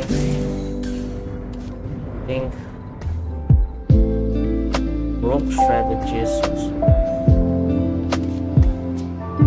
What if I get Azir though? Dawn is the future. It's still a 1-cost clap up there. No time to rest. Still...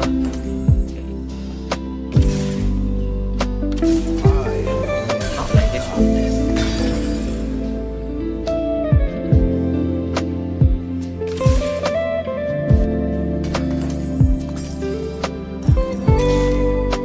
The world may fall in darkness, I think I should do this. will remain. I must hurry if I am to win. Ah!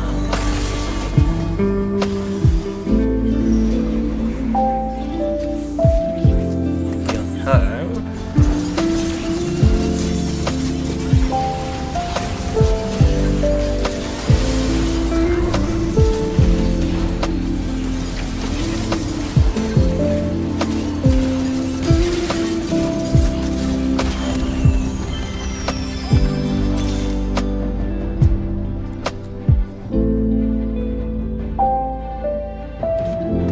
This might go to endgame.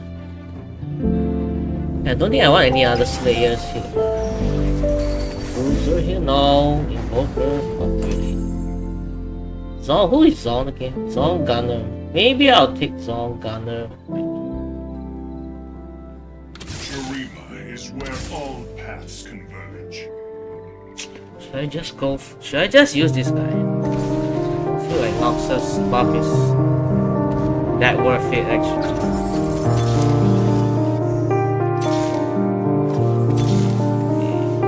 Song With me, Gunner. everyone.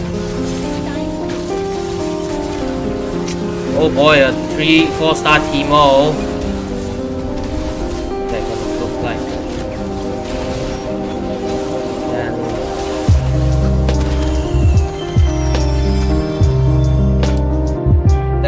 not say.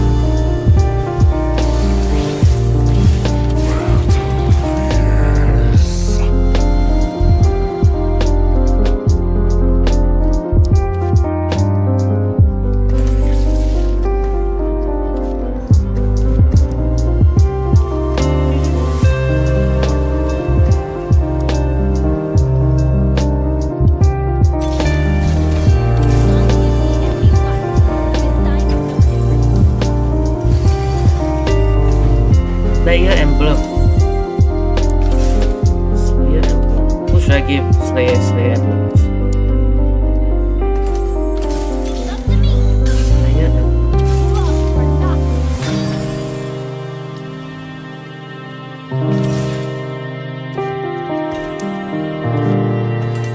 I think I should give this buff. Should put this girl in the middle, then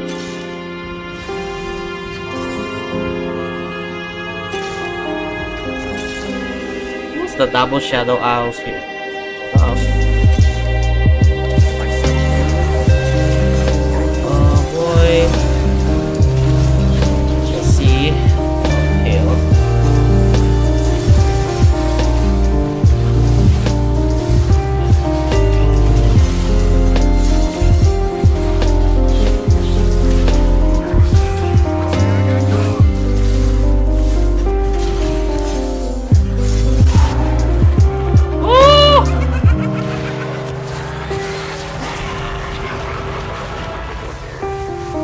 It's laggy.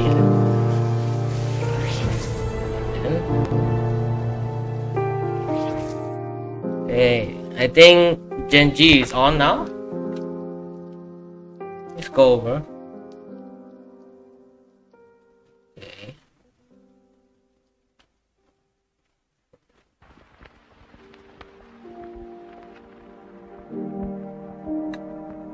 Let's go.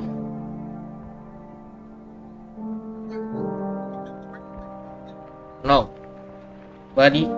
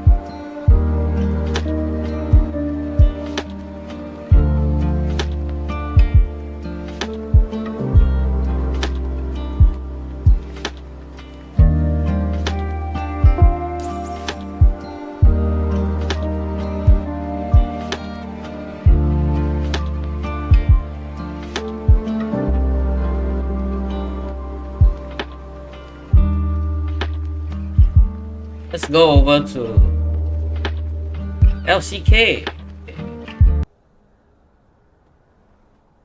中文. Why does it give the Chinese stream to me instead of the main stream? Oh. Show me, baby. Doesn't need draft resources in order to be successful. You can even put him on Cassante later on in the draft and he will be fine. So the Tristana will ultimately be banned here, which was really interesting considering they banned Ivern. And then it looked like they changed their minds here in terms of what they wanted to do. Guys, a rare sight, really, in pro play here, especially on blue side. Okay. Yeah, it might be just gunning for the Kai'Sa first pick, which is now going to be available for them. Means that you don't give up the Tristana Aphelios combination if you do lock that one away, but instead, the Poppy priority. At an all-time high. Of course, picking it away from Peanut feels really good. It is, of course, a flex pick towards that top side, but I think that this Kai'Sa lock-in needs to happen because otherwise I can't make sense of these initial bans. So the Poppy pick here is flexible. You can play it in top and you can play it in jungle, but I think this is actually more of a denial pick for Peanut than anything else because he has just been so fantastic playing around top side in particular on the Poppy in Genji's last few series. and is why he ended up picking up the OPGG Player of the Week, is just through great early jungle play. Will be the Kaisa and Annie you go over here instead to Genji. Now this is definitely terrifying, right? This is definitely something you do not want to see. But the hope here, I suppose, for Kwangdong Freaks is that at least Peanut won't be able to make that early game impact. We'll see the Azir to match here. And I think if you want to get Aphelios, you're definitely going to have to get him now.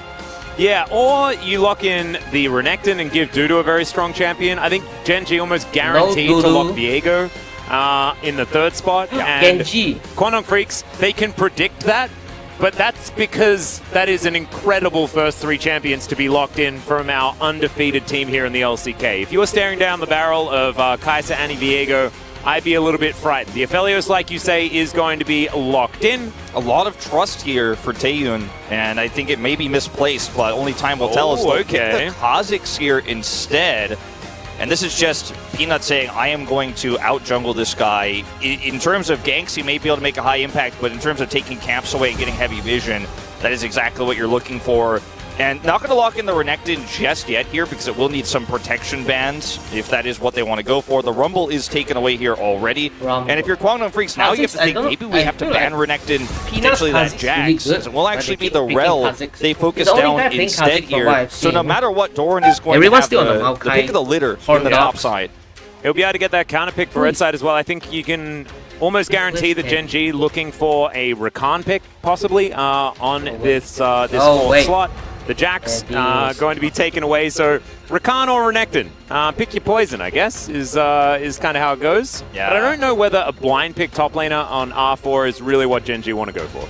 If they want to take the Renekton away because it works so well with Kwangdong, I think that'd be the reason why they would, even though definitely, you know, from a kind of classical perspective, you want to save that for R5 so you have the counter, but some of those best picks are taken away. The Jax is gone, the Rumble is gone, so the Renekton stocks have gone way up, especially if you want a front-to-back hero. You already have a Poppy in this draft. So if you don't pick the Renekton here as Genji, I think Dudu picks it up 100%. You have the Renekton Poppy top side, then you have a safe support you could grab for the Aphelios later on. You could even play Lulu in this draft potentially. As Genji, let's see if they are going to prioritize this for Doran, because that's my expectation. It's going to be the Cassante actually instead of the Renekton. And I think if they picked Renekton here, 100% Dudu plays Cassante and they front to back with this Aphelios. But now you have that opportunity for a little bit more aggressive play. Yeah, it feels also like they're just picking it away from Dudu, because Dudu's biggest pop-offs have been on, you know, the Shuriman guy on the top side of the map, so I think it does feel a little bit like denial, because this Rakan lock-in that Kwangdong Freaks can go for if they would like to, feels exactly what Genji would have otherwise liked to do. So it shows a little bit of respect here to Dudu from Doran, because he doesn't feel like counterpick is going to be enough for him to be able to take this one. They could, of course, flex Cassante mid, Annie support, and then go for something, but I don't think that that's what's going to happen. Like, pick Kennen here, I'm like, no. It's just Quinn, and we're like, wah! I think it is probably going to be something safe on the bottom side of the map here. Okay, I say safe. It's not going to be safe. The Crank? Oh, bringing the Challengers memes in real hot. But yeah, the Genji lineup here is kind of extremely all in on single target blow up. You have the ability to dive with Kaisa after any target gets stunned and then hooked. We've got the Kha'Zix blow up damage as well.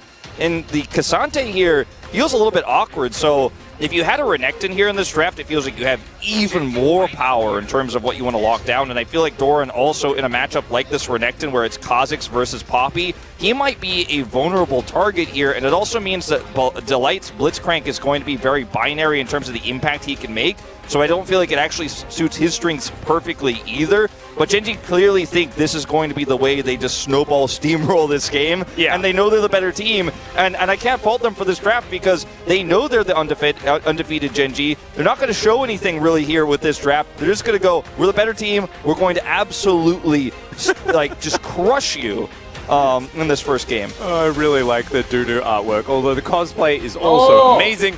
I can't get away from the Dudu. Crush you.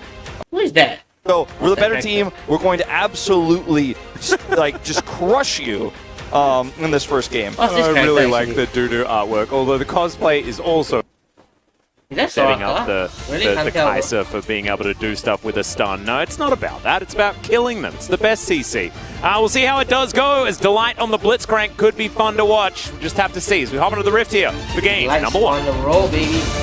But I think this is the kind of ping pong that Genji might lose on. I think there's a high chance that Genji loses here. But they are the better team. And I feel like Peanut's Kha'Zix has been too good. All right, here we are, ladies and gentlemen, onto the Rift for game number 1. Already, I think Kwangdong Freaks have won the Skinergy battle.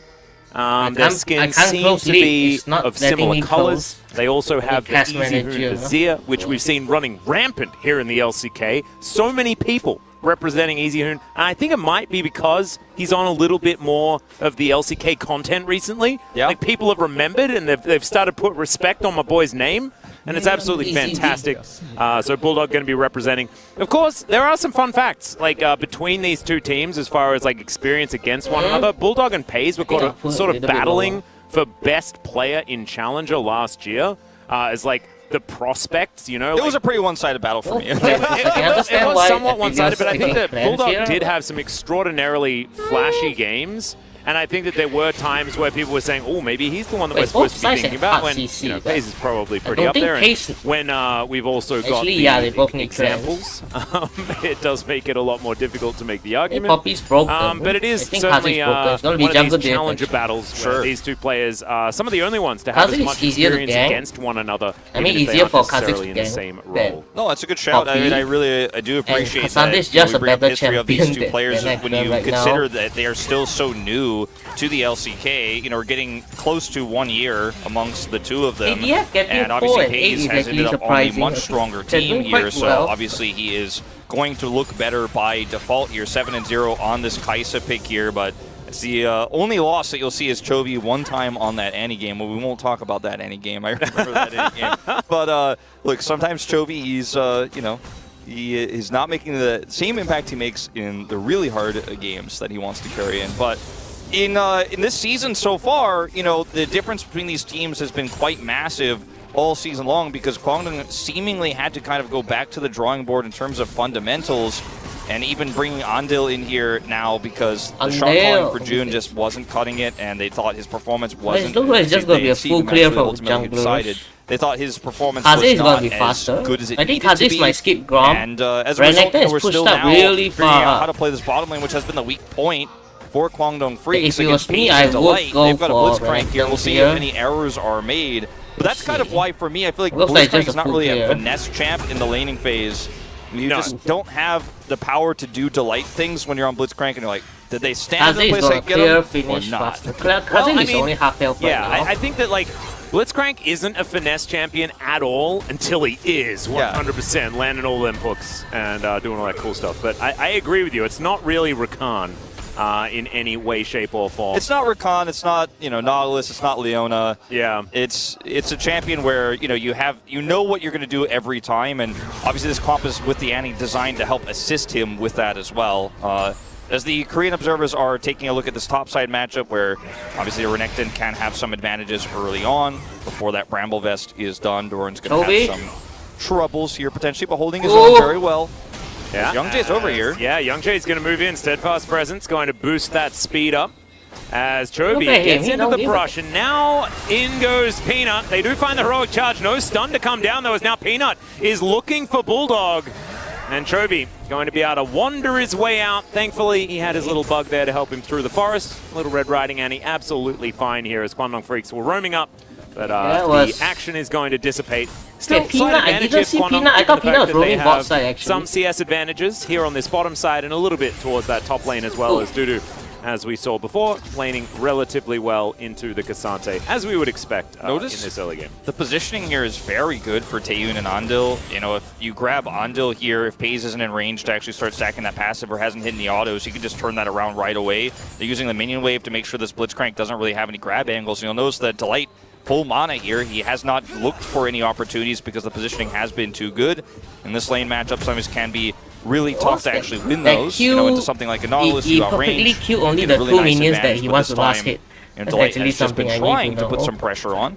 Yeah, hard to aim threatening that with the kill. hook over and over again. Of course, the biggest weakness of Blitzcrank Nothing is really when hook is going on right cooldown. now. That's almost Might like have a the 5-minute majority of his dragon, kit but is not based really. on. Yeah. KDF And if he might doesn't pick hook ever, 5-minute he's never going to be on dragon. cooldown. He's Yeah. figured it out. If Everyone's just Blitzcrank doesn't hook, farming. is he even Blitzcrank? Because now, Young Jay moving towards his bottom side as Delight is exhausted. Does have to flash, and Young Jay will Oh, say I think he could have killed there. Yeah, and if you actually put the damage in front-loaded like that, you know, the Blitzcrank hook actually is going to work to your detriment. You're going to actually get them closer to you, and so he ultimately Level doesn't use 5 one there already. either. At the end of the day, this is not too significant, but it will be a flash down and a back timing here. I guess you for don't the need to Guangdong gang. Freaks. It's not good to gang Maybe it's around level like that. 6. It might be a We'll bad see if Peanut idea. wants to make something happen here, as Dudu has put on relentless pressure here on the top side of the map and may actually threaten a demolish proc here. Doesn't know where Peanut is, so with this minion wave thinning out, don't think it's wise. Yeah, not going to go for it at this point in time. As oh dear, Chovy throwing Tibbers around. Tibbers. Yeah. Just Tibbers, I think, is who he's throwing around. He just wanted to heat up the air. The AC on Summoner's Rift was a little bit cranked too high. He wanted to make his lane a little warmer. I disagree. I think the AC could do with a little bit more cranking. It is quite hot here in Korea these days. But I don't think that Chovy was necessarily looking for a stun. He was just looking to get Tibbers out. I thought I closed and Task Manager. use it to add I mean, I that thought I bit closed of Riot lane Games pressure, already. and I What was that? like that. We'll just have to see whether they get a little bit You better. guys We've don't seen see some iffy Annie plays. There's great stun to come through from That was Chovy beautiful. there. That was beautiful. Oh man, talk about you make one small little whiff, you know, not the Riot greatest and ult of Riot. all time, and then just completely shut down your opposition's Wrong with attempt Riot to punish Client, you. man. Yeah. That was clean. It was very nicely done. Bulldog not able to find the shuffle at all. Does at least now have that R button still available. Chovy's Tibbers did die towards the end there, but that will be back up relatively soon. So teleport has to be used here. Bulldog makes his way back to lane, and he's 10 CS behind, but it's not the end of the world or anything like that. As Taeyun You're just gets a farming little bit of him, snare man. onto Pays. He's 10 CS in the lead. Taeyun's actually been playing this one pretty well. Yeah. This Aphelios Annie, right are now. you okay? And Peanut is now Toby's always considering trying to getting sneak into leads that brush. with Annie. Minion wave It's actually amazing. was I moving always see a him little with bit like too 5 close, to 10 so CS he's going to ahead. have to figure out a different avenue into this one. They have a control ward in this brush, and actually an easy avenue to get the Kazakhs down here. Yeah, the Infernum just clearing this wave so quickly, it's really frustrating for Peanut. The timing of the guns here not working out for him, and now it's red-white.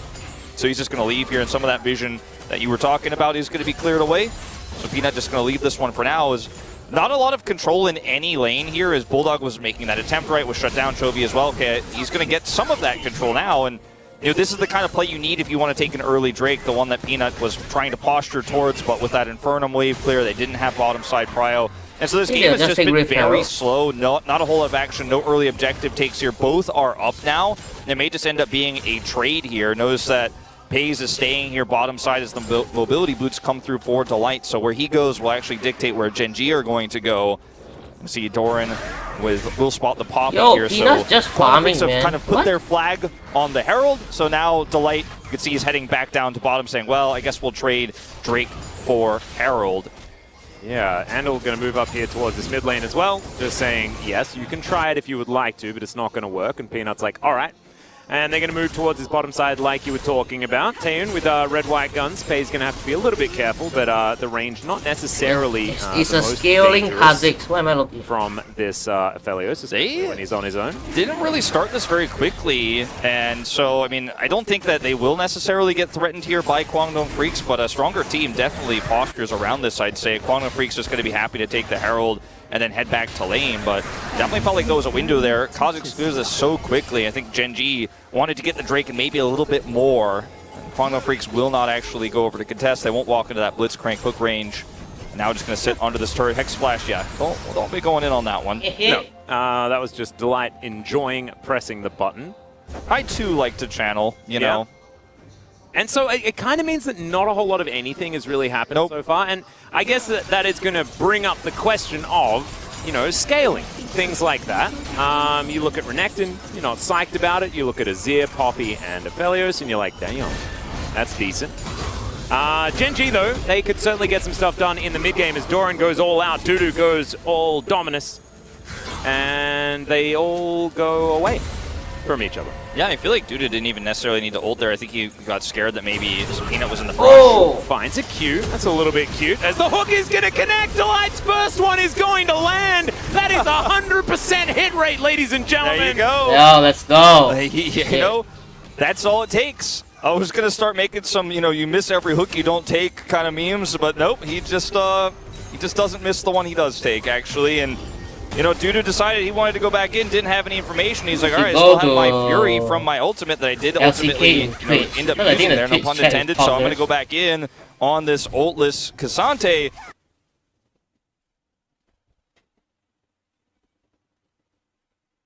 Okay. The enemy is here, or the Poppy, if the Poppy is posturing too aggressively. But the play here in lane, I thought Genji were kind of feeling like a little bit of disrespect, saying, okay, Andil and Taeyun are one of the weakest 2v2 lanes in the LCK. We'll just play Blitzcrank, get some picks early, and be aggressive. But it has just not worked out thus far here, as Taeyun and Andil have been very respectful. They've also punished the Blitzcrank several times when he's not nearby, pushing pace back down to half health. And Peanut, he wants to do something here so badly, but he's just unfortunately unable to. He's got his Umberglaive, so he wants to, come down here, set up some ganks, get some aggressive vision, but won't find any angles, as we're going to watch this one more time. So Dudu, he's like, all right, I'm going back in on this, and then he's going back in onto a hook. Yep, the surprise Blitzcrank. Absolutely the deadliest, and Delight, no comment for that one as well. Cool guys don't look at explosions or comment on First Blood. He wasn't going to say anything about the fact that he stole the kill. He's like, yeah, let's just ignore this one. Don't look at the little face that comes up. Yeah, don't worry about it, guys. It's fine. Genji with 300 gold lead or something like that. Close to 4, and that is about that First Blood difference. And so not really too much to write home about. It doesn't matter. And yeah, I agree with you. I think that Genji probably were hoping that their bottom lane would go a little bit better, but it doesn't ultimately matter that much at all. Yeah, it doesn't really matter that much. But I feel like there were other picks they could have gone for, and this one, okay. All right.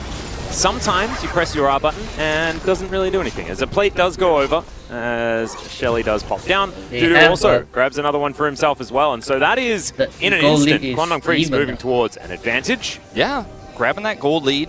Call is finished for the Aphelios, who does have his Kraken Slayer ready. I think it's pretty telling that he went for that here instead of going for the Gale Force first. Just feels like they have enough of a front line. His positioning is going to be good enough that he isn't going to have to worry about that. And also, with the types of CC he's up against here, really, you might as well just say, well, the Gale Force isn't really going to get me out of trouble. It's just not really going to be too helpful here to have early necessarily, especially if we're just not going to fight and we're going to straight up sit back and scale, which seems to be the MO here of Kwangdong Freaks. And yes, the Renekton has scaling problems, but at the end of the day, with Gorge Drinker and when he gets his Cleaver online and just because of Renekton's kit, he can survive through a lot. As well as be an assassination threat here onto a Kha'Zix that's trying to engage, or onto a Kai'Sa. Okay, let's see if Dudu can survive this one. This could be somewhat dangerous, as Doran looking to try and catch himself a croc. Not going to be able to. Yeah, he got his Fury back up, and they're just not gonna mess with that as the wave is cleared. And now we can go buy some shoes at least, as Doran has had a pretty nice item advantage this entire time. That assist he picked up, did grab the Bramble Vest early, helped him in the laning phase, and now he's got his Gauntlet online. And actually, Dudu attacking. It's a bit interesting. Bulldog just immediately just shuffling forward, wanting to push Chovy out of the lane. His teleport now on cooldown. Chovy's also going to be coming through as the hook is going to land. That is 2 for 2 from Delight. Not a lot of options as far as humans that are here to help out, as there's the flash from Bulldog to get him out of the way of the Kai'Sa. Now the bear comes down, Chovy's teleported back in, and Doran has joined the fray. Still, the health bar's pretty large, especially Dudu's, who is just gigantic, and it's Peanut that's going to be the only one to go down in the exchange. And now, the reason why Dudu decided he didn't want to back is Kwangdong Freaks decided they want to fight for this Drake, and they were set up to do so. And even though Delight ends up getting a hook there onto the Azir, he's got his Emperor's Divide, and he can self-heal there, and then the setup is still better for Kwangdong Freaks. Dudu can teleport in, he does so, and they're able to turn the fight around because the engages for Genji were a little bit disjointed, and unfortunately Red-White Aphelios is going to beat out Kai'Sa's damage, especially when she's sitting on only a Shiv at this moment in time. And I mean, when you have Shiv versus Kraken Slayer and it's Red-White, and you've got the front line set there, and the Renekton shows up, you're just not going to be able to win that longer fight. So Chovy is backing. He's not here. When this hook comes through, and Pays is kind of nearby, Bulldog decides, okay, nobody's here, and then when Pays comes through, it's already too late here. Charm comes in, and Chovy's engaged, yeah, hits 3, but where's the follow-up? Doran isn't in position, great flash from Taeyun, and these red-white guns in this choke point with a Renekton are absolutely going to win out. Peanut trying his best here in the back line, but they're not able to finish either Taeyun nor Bulldog. No one was isolated in that particular fight. No. That was a stack of 4 people. That he was isolated. Jumped into, yes. He just didn't quite read what it's supposed to do. It's like, oh, it's not me that's isolated. Oh, never mind. So not exactly working out there. This is also not working out for Dudu, but he does just press his Dominus button. Chovy running out of mana. And Tibbers is going to have to be the one that really sorts this one out. It's no Leandries or anything like that, as Chovy has the dash cannon, and so he's probably not going to be engaging onto this Crocodile anytime soon. Got the Croc's ultimate. There we go. Type in Worth in all chat. You know, there's no plate series. He's not worried about this. No. Although, I mean, the whole turret might go down, and that would be in the cons column. Yeah, we'll see. They want to stop him from doing so by grouping around the Drake pit, actually out of Hextech portal, to come down here and punish him. Frank. What? Well, let's see whether 2 is going to be enough here. As the hook is going to come through, that's 3 for 3. I mean, Delight may have not exactly gotten any value out of his previous hook, but that is still 3 for 3. I'm counting it. And that's going to be Herald on the cross map here for Guangdong Freaks, trying to catch this Renekton, who was, I guess you could say, overextended, but not really. He kind of respectfully demolished Proct and walked away, and they committed a lot of resources bottom side, come up empty. Chovy here getting pushed out of top, so Bulldog is hitting this turret here. They can push the mid turret down around the next Drake here. It's going to be Hextech Soul, by the way, with that Emperor. Okay. Ooh, yeah, Emperor's back going to come down, and that is a very dead Annie. Okay. Press a few R buttons and grab yourself a kill. Not too bad at all. Guangdong Freaks really coming up big in this game. Yeah, it is looking worse and worse for Gen G in every passing moment, because they don't need to use the Rift Herald there. They're going to use it in mid when this Drake is spawning here, and they can actually grab mid turret, get Prio on this Drake. They're going to get that top turret here essentially for free now after that kill onto Chovy, as we're trying to dive a Renekton again. Yeah, and this time it's 3 people instead of 2. Dudu is still going to be able to get some decent CC, but Peanut is going to go down, yeah. It's Renekton, you can't kill this guy. He's got ult, he's got Gore Drinker, didn't even use it. As that's going to be the Herald getting an additional crash here. Bulldog is deleting minions on the top side. And where's the macro? Gen G falling apart here a little bit. I would say not the worthwhile trade here. So, I mean, the Drake isn't up. You could either push the pushing Azir top side, you know, who's fairly squishy, who's already committed heavily to killing your Annie, or try to dive a Renekton. And they chose Renekton. He trades 1 for 1. They get a turret in the mid lane, an additional crash as well on that inner, and things are looking really rough here for Gen G, as Chovy here doesn't have his stun, so Bulldog's pushing the issue here even into the turret, knows there's no counterplay for his shuffle this time, and the ult from Young Jae will help secure. And on the bottom side, the Renekton, he's got Fury, he's got ult, he's got Gore Drinker. Killing this guy is just too hard. As they root him, he ults, dashes back twice here, comes up for the big Q, doesn't actually have the ability to Gore Drinker because they outrange him, but he trades the kill. Yeah, and that is just enough. I think Gore Drinker will know he's going to die there, but being able to pick up the kill onto Peanut, absolutely fantastic. The Dudu fan in the audience really making use out of that particular sign, and I'm very, very happy about it. As Chovy and Peanut in position to try and once again look for a gank on the Crocodile, and look what they did. Here's the adaptation. They decided to not do that, which I think is a really good idea. As Undil is now in potentially a bit of trouble. There's the hook, it's going to connect as Doran getting amongst it, but he's very, very low. Gets over the wall, there's the Emperor's Divide to Crank and to get pushed back. And now Pays, he's on the run. Takes some Sand Soldier damage as another hook. Oh, that's the first miss. It's a bit of a shame there, 4 out of 5, but you're not going to be too worried about it. Yeah. Still positive. At this point, they just push this mid wave. They're even going to use Dominus there, Cold and Meek on those minions, and now you've got Prio for this really important Hextech Drake. It's not sole point, but it is going to be a second Drake here when you've already got such great scaling here in this composition. Now, the Kaisa is on 2 items, so the poke is real. And this is where the big test for Guangdong Freaks comes in, because their mid-game, their early game, haven't had a problem with it. It's about now that things start to go wrong, and we'll see whether that is what's going to happen here. As Genji in position, they managed to get a two-man ulti. It's really nice, but Andil not going to quite find Pays there as the hook.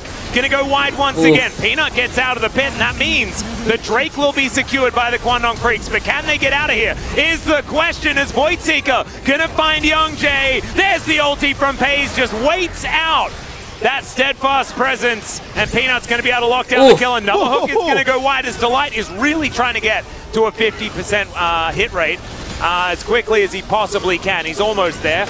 Great cleanse there from Taeyun, though, as well, just to make sure he has just enough space to get out of there. So they're going to try to commit to this turret. Yeah, I've seen Dudu go into Dominus, as that is a hook onto the Crocodile. They are going to be able to take him down. Moonlight Vigil not quite doing enough there.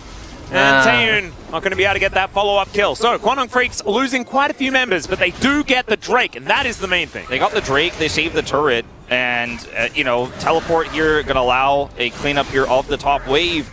And, you know, we don't always like the crown build in these compositions, but hold on, let's talk about this fight, because not only is Peanut here trying to force this Drake, but there's no one watching the flank here of Andil. If he actually gets that knock-up onto Pays, this fight is absolutely not even close, and Kwangdong Freaks walk away with the Drake and the team fight win. But Genji were not in position to actually use Chovy's ultimate here to stop the fight, to stop the collapse. No one's watching the flank when you have a Kha'Zix and composition. The fact that Rakan even gets around is an issue. I don't know what Peanut thinks he's doing. He's not gonna dive the Renekton as Dudu. He's like, there's enough minions here with Damas. I no should way be able to clear this, but the light hook and the burst damage here is going to be enough. Respect the try, though. Genji will pick up the kill.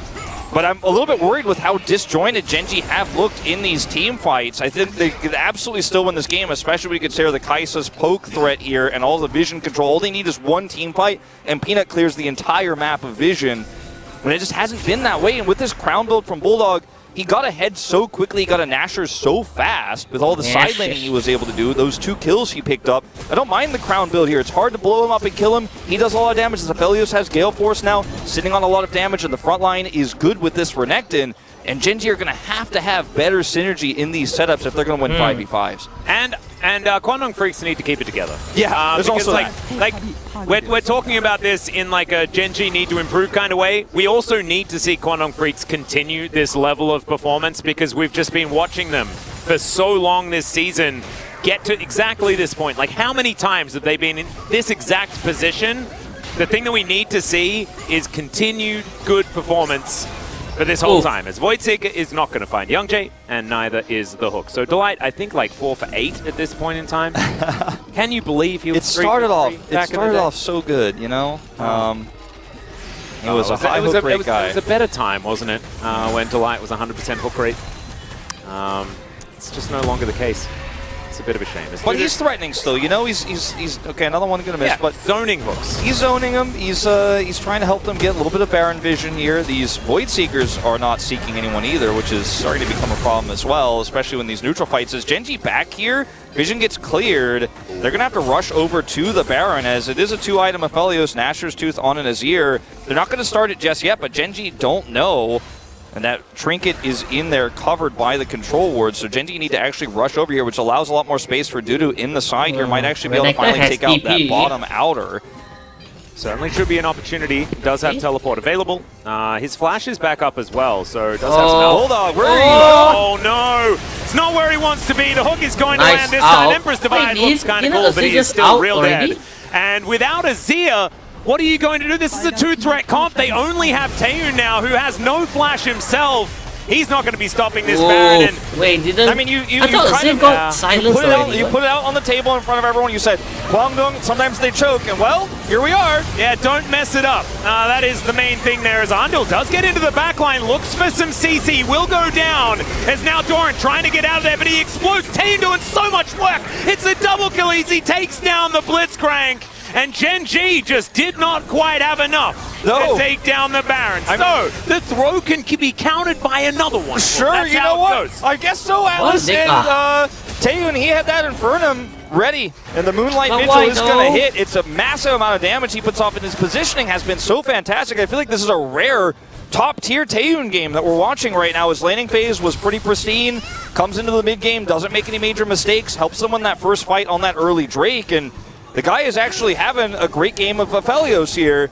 As we watch this again, Bulldog is caught clearing a deep control ward against a Blitzcrank anti-composition, and unfortunately that is just simply not it. And this is the first time we've really seen need to wait that for the hook energy, to reach. the I think you should start anti-Blitzcrank first energy before there, silencing. synergy, where you actually set up the stun. But not that it hook. matters anyway. But then this fight here, a little bit dirty because Chobi's knocked out, and yes, Ando can dash back in. He also sets up the engage here, and unfortunately for Doran, he is not a very successful meat shield against this much damage on the Aphelios. The Infernum damage is big.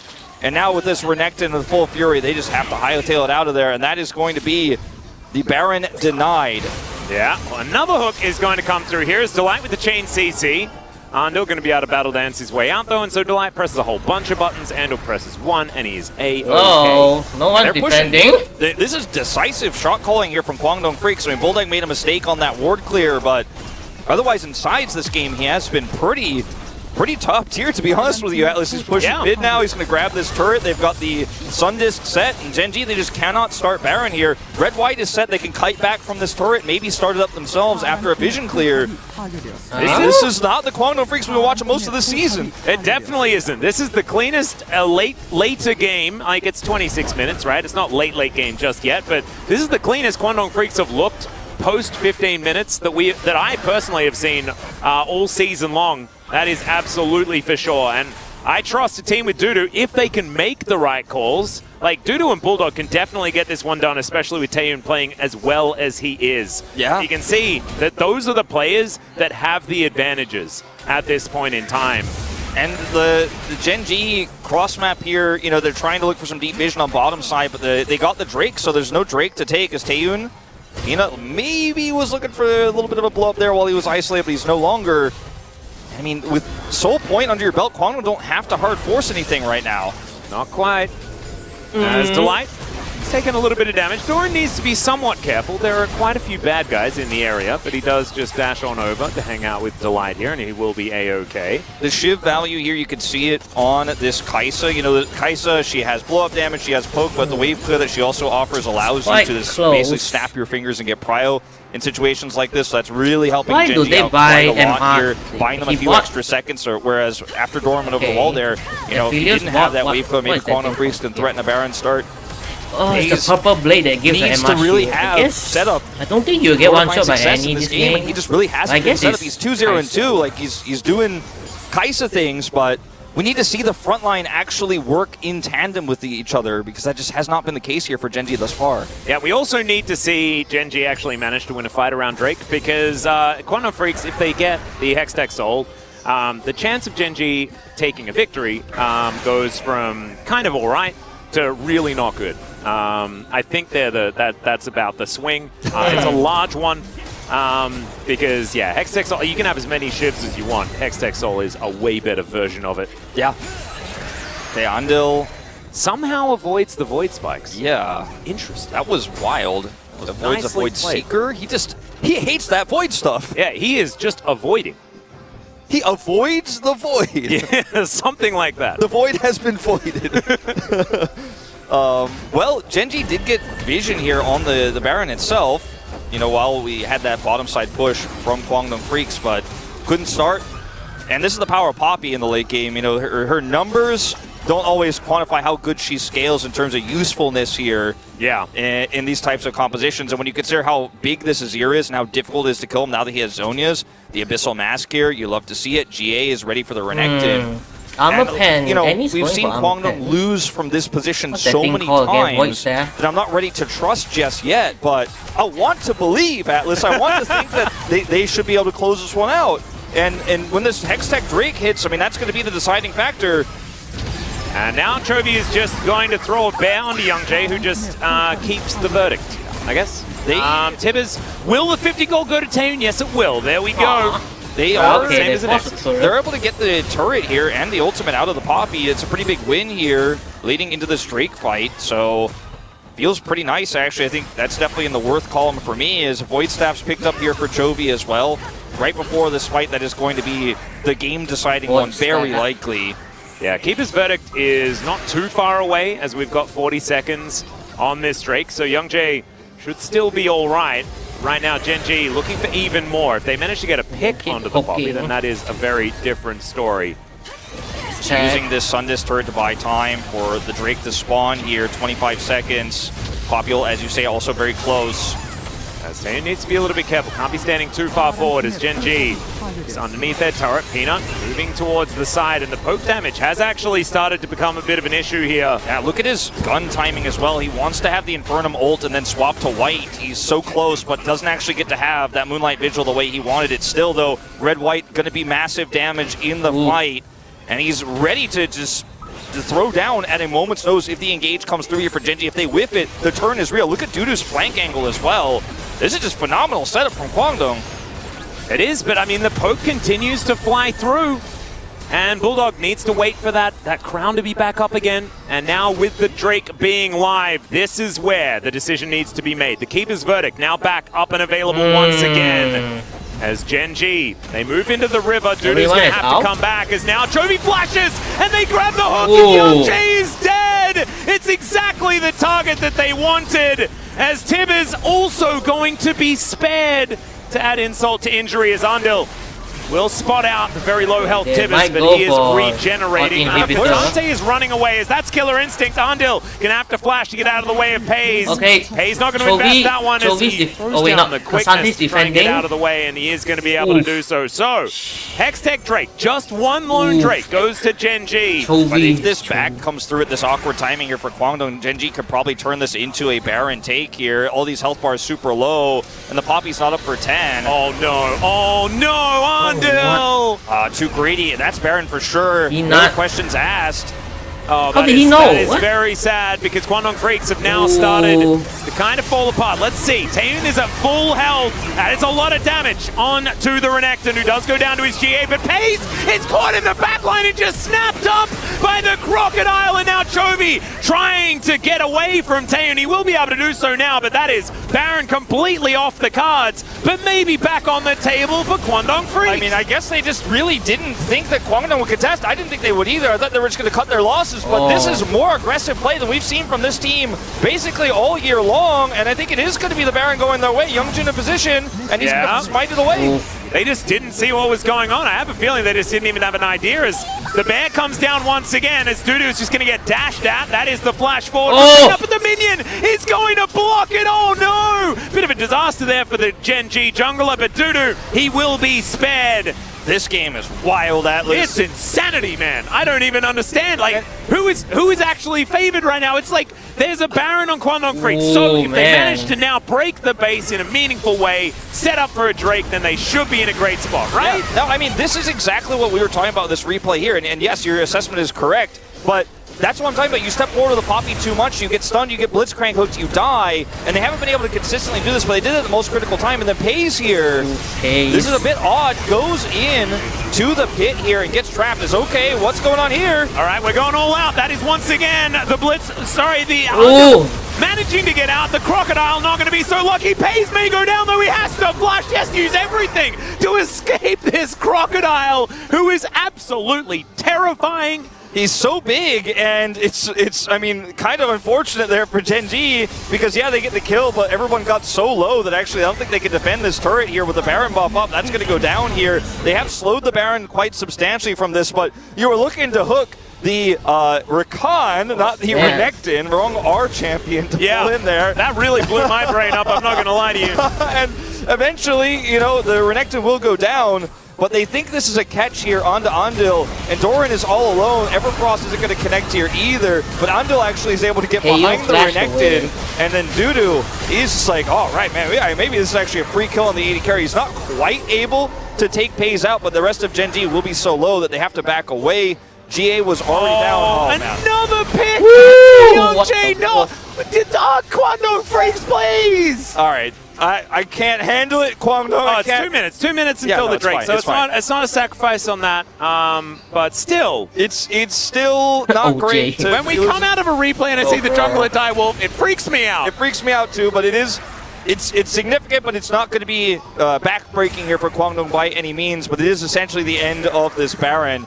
and they did not get the base open in any meaningful way, right? That was the question you asked before. I was like, will they actually get an inhibitor essentially here to set up for that Drake Prio? The answer was no. Gen.G with this dead Poppy can push super deep here, take away some vision with this Kha'Zix. Break the They will crown. have Drake Prio. No, it isn't soul for Gen.G either. It's their soul point. It's going to be the 6th Drake of the game here for them if they do end up taking it. Poppy has respawned here now, and so as a result, there's still some time here for Guangdong Freaks to try to push this out. They have teleport on both of their solo laners here, but it is really just going to come down to the team fight itself, as once again Taeyun has his guns set the way he wants them here.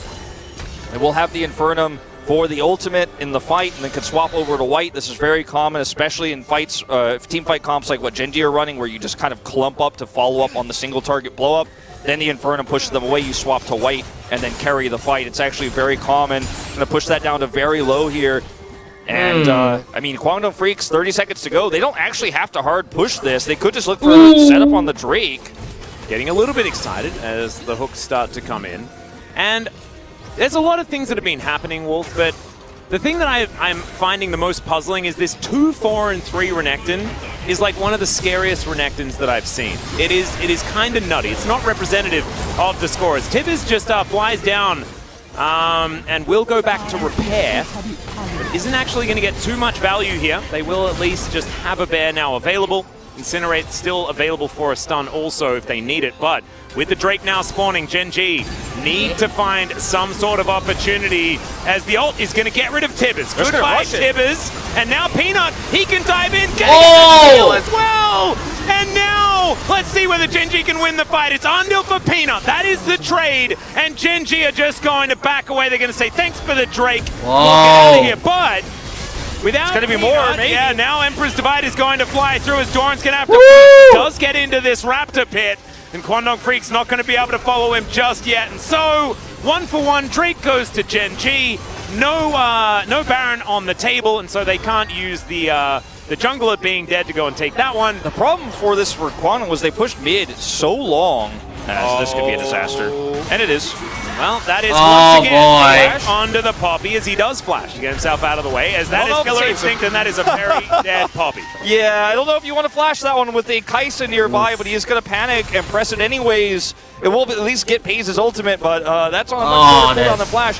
The Guangdong Freaks could actually have both these choke points controlled and track the enemy jungler, but they pushed mid, failed to get inhibitor, and gave Gen.G an opportunity while they're all clumped up here around the Drake pit to look for a steal and a team fight. Peanut is taken out, but is successful in said steal, and then just back more respectfully. Like, Youngjae has way too many deaths this game. How many times has this happened, Wolf? It's crazy. Just back more respectfully. Just don't stand in that bush, and you're totally fine. 4 deaths on this Poppy.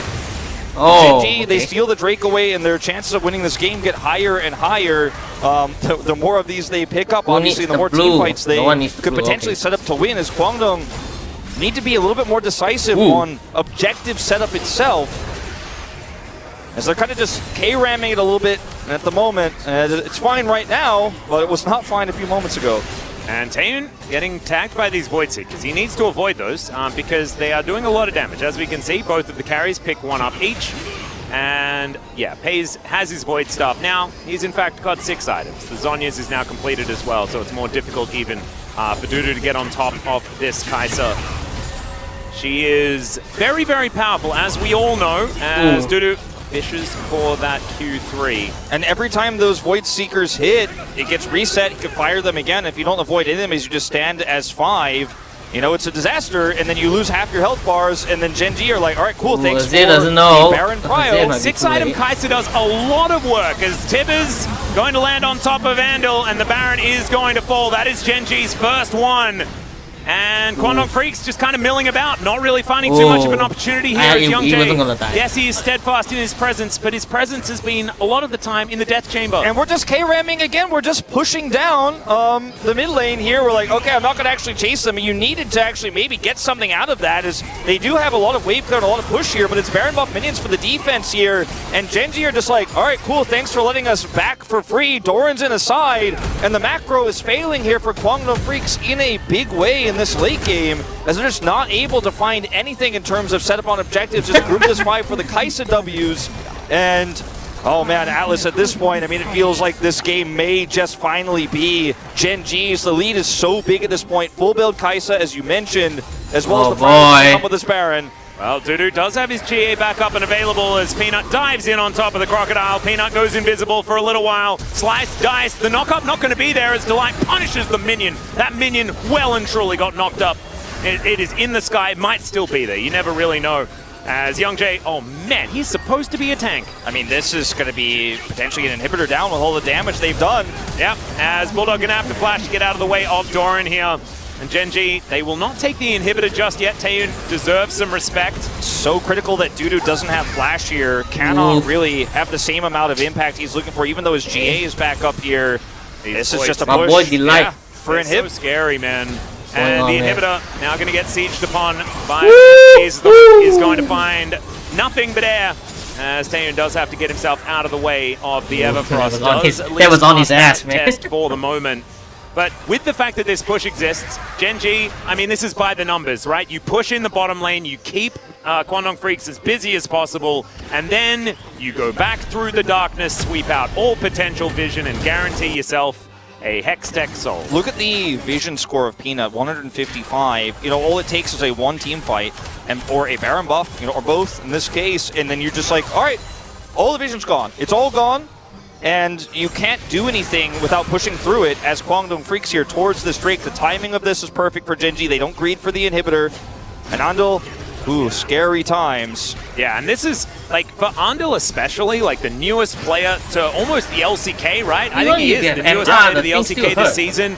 Like, this sort of situation, having to make the big calls, as now Gen G, they are going to be able to lock down this Hextech Soul as Young Jay tries to taxi his way up, but Doran says nope, and Pays says even more nope, as Taeyun now trying to be that last man standing. He's got decent guns for long-range battle, and Doran taking a fair bit as well. They should be able to get out of here and maybe even take Andal with them, as unfortunately the Caliber will make some long-range damage, but isn't going to win this fight for you straight up. So it looks like Andal also might be able to get out. See if Pays can hit this. Oh dear, Andal, do not press your B button, as there is the Void Seeker. Yeah, that's the slow, that's the Hextech Soul. Yeah, and Pays doesn't have Killer Instinct, so he will allow Andal to live for the moment, as Taeyun gonna just drive by Bulldog, and Dudu gonna look for a back as well. So, Young Jay, the only one to die in that last exchange. They can still fight another day, but Hextech Soul, I mean, it really does change the whole landscape of this game. Andal desperately trying to Hextech around to the other side, as Young Jay here wants to set up for a big ultimate, but is unsuccessful. The split was fantastic for Gen G, while Chobi was also in that rush. So they can, if there's a hard force looking for like a scoop, for example, from Bulldog, Chobi just shuts them down. And that was really clean from Gen G. And now with the Hextech Soul, this poke from the Kaisa, I mean, it only gets better when you have full items if you also have Hextech Soul. That's like the only way it could be better. I guess if you also had Elder Buff, which might be on the cards here in 4 minutes. I don't think so. I don't know if this game goes that long. That's, I guess, another way it gets better is look at the damage here. He is 12,000 ahead of the next highest, which is the Zir. It's Bulldog in this game. Yep. He's going to do even more, believe it or not. I think we will have a 1,000 DPM game, win or loss. And this one might even hit like 1,300 if this game slows down any further.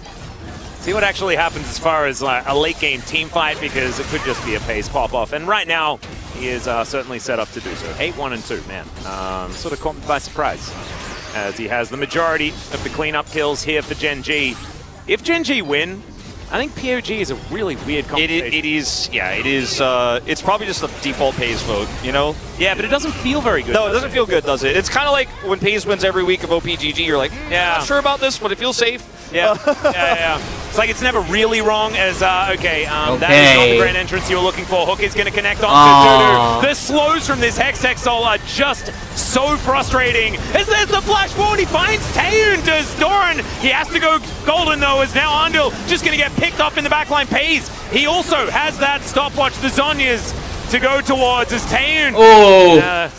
Survive the Void Seeker. Oh man, he's like 2 more of those. He's just real like dead. As that minion gonna, yep. Pays is like, if I hit this, I think we end. Like, if I actually get like 1 or 2 more of these Void Seekers, we just end the game. Oh, Okay. It's not quite that long. It's not infinite range, although it does seem like it. It's like maybe like 80% of a Nocturnal. Is this actually the longest game of the season now? Will be in 6 seconds time. Gen.G breaking their own record? Yeah, and here we go. This game is so similar to that last one where Bro had all the advantages, but weren't able to actually close it out. This is not quite that same level, but very similar type of game here where Gen.G are just like, we're the better team. They will survive until errors are made. They will punish them, and now Baron is going to go over.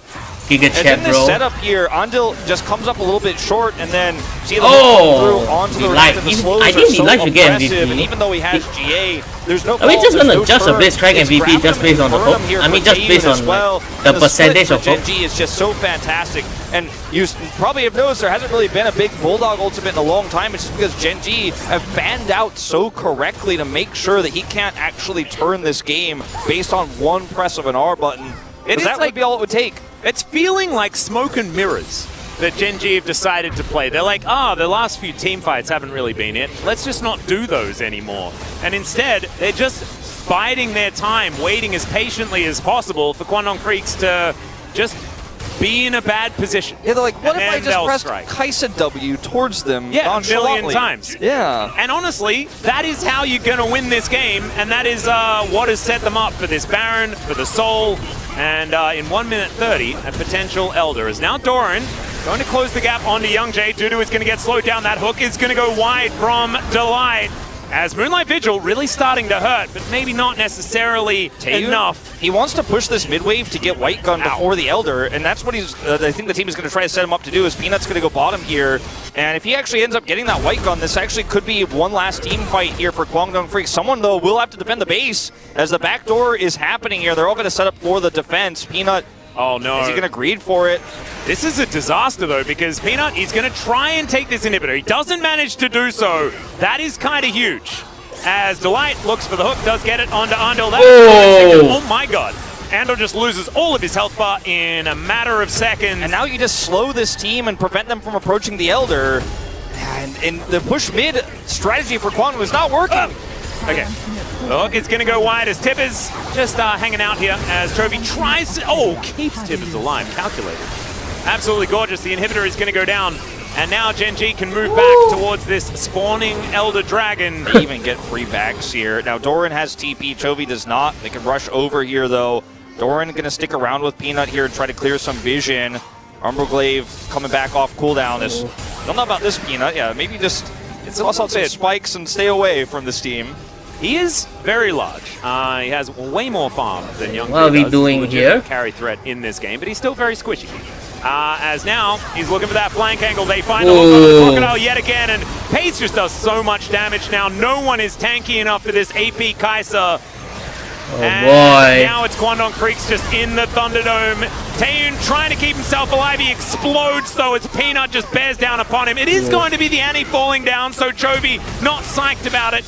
But Kwangdong Freaks, they lose their main carry. Bulldog is still there. Fair bit of damage, and he is going to be able to kill Peanut. There's now Andil, who has respawned. Pace flashing forward. The Sonyas is going to come down, and Youngjae. Can you kill the Kaisa? The answer's no. It's a triple kill. That's the ace. And finally, Wolf, Gen.G will win this game.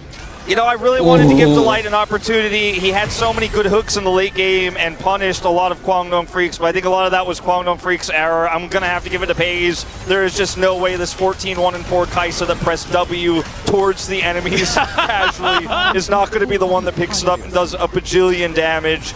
They set him up for success. Kwangdong drop the ball again, and Gen.G will take this first game in nearly 50 minutes, our longest game of the season. Woo! That was an absolute slog.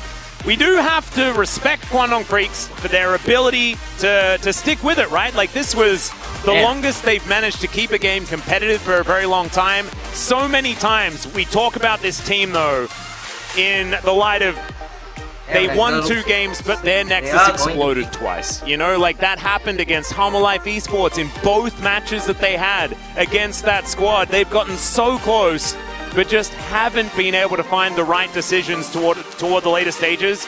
Hats off to Gen.G, though. I think that their draft was kind of weird. It was not the best.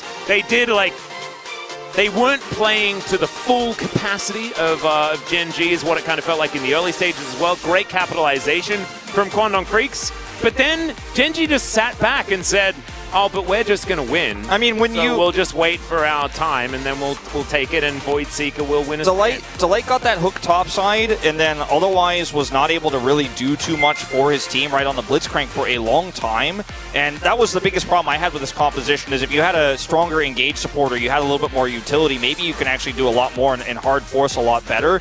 But ultimately, at the end of the day, he caught them several times, and 4 of those major Poppy deaths, because the Blitzcrank just tosses a hook in Youngjae's general direction, really took the wind out of the sails of Kwangdong Freaks, and we're going to have to see them tighten up. This is the kind of game, if you're CV Max, where you're like, oh, we're so close. Yeah, but there's been too many of those. We are going to go to a short break, ladies and gentlemen. When we get back, the space, and then game number 2.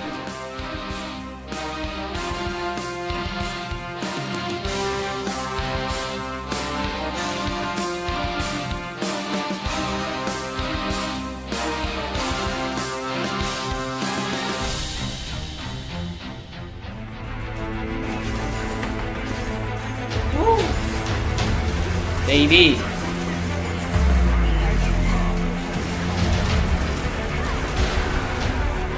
I think we should watch. No, I think I'm in mood for like. What is that Genshin game again? Do I have it here?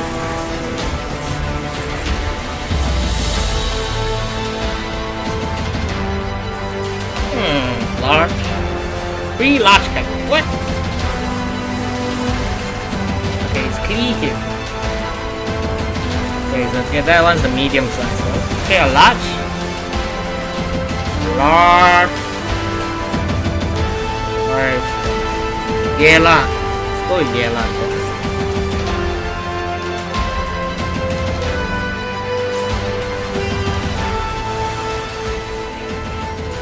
A large 5-star. Let's think of chill. 여기. 얘네 방어 하나밖에 없어.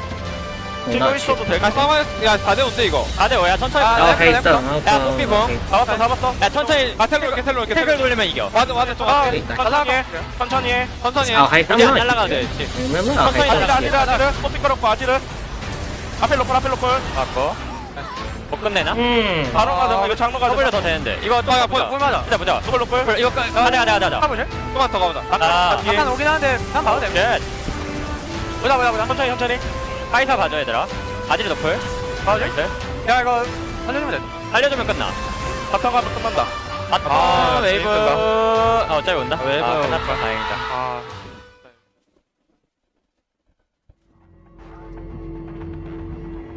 5-star large Claymore. Ito.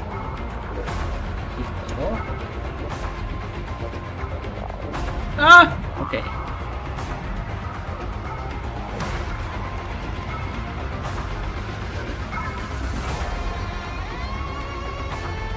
Five-star large claim. Let me think of. No, 5-star large character that farms. Has to be Yaimiko or Raiden. I'll go with Raiden. What? It's not. What? Who farms Signora, man? 5-star claim. 5-star large that farms Signora. 5-star large that farms Signora. 5-star large that farms Signora is. Let me go with. It cannot be Yelan. I know Yelan came out like in Inazuma, I think. But Shenhe. Okay, it's not Shenhe. 5-star large claymore. 5-star large claymore.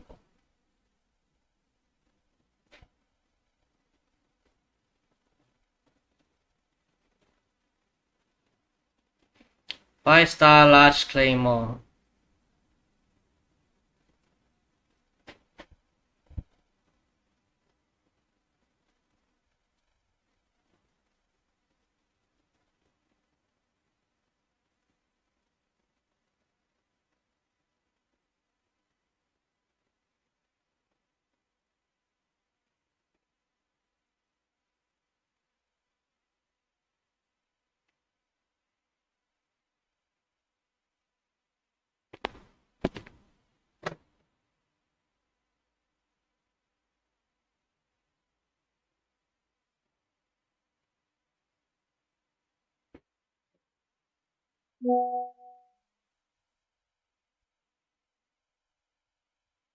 Wait a minute. Clean. Ah. Okay, let me think through this. 5-star large.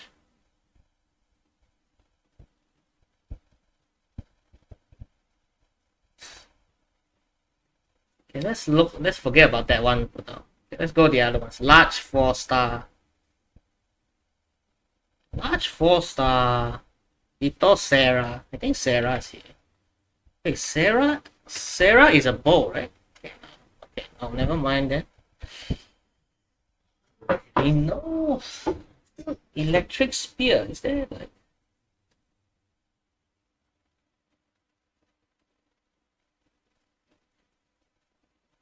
Let's pick one that's neither of these.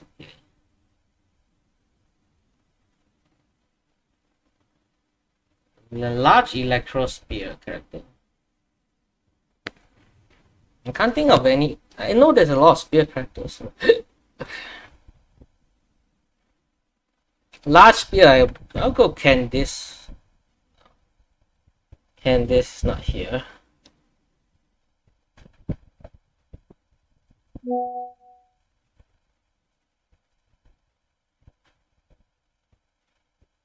Summer's. It's actually a lot of things ruled out already. Let's go with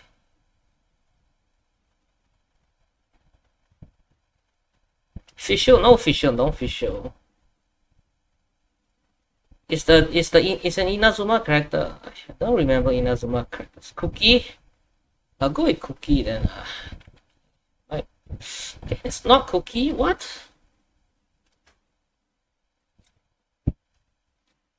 No way it's Yai Miko. Right? It feels like it's Yai Miko. It's not Yai.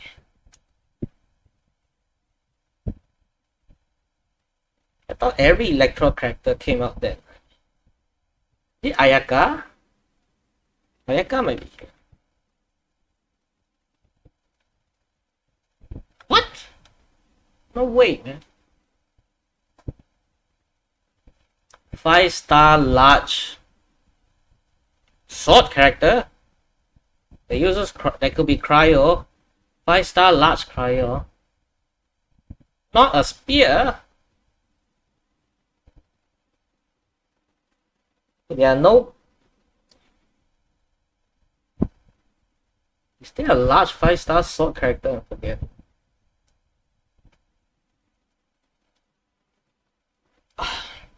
It's all large characters, people. Okay, let me think of all the 5-star large characters. Okay, there's 5-star large characters. I thought El Hater would really be here.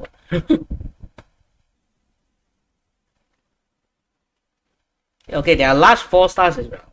Okay, there's not many large characters, people. It's not Yelan. It's not Yelan. It's not Baiju. I don't think Baiju's here. Beidou. It could be Beidou. Ah, okay.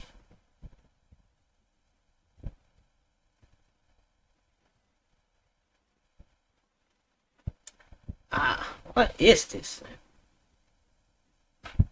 Okay, let me choose a weapon we haven't chosen yet. Clay, sword, catalyst. We haven't picked catalyst yet. 5-star large catalyst. There's only Yaimiko, but Yaimiko's ruled out because Raiden's is not a farming material. Okay. 4-star large character that uses Yanfei. Just pick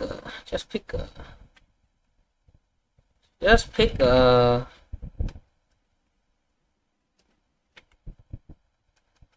Kokomi, whatever, man. Just pick a.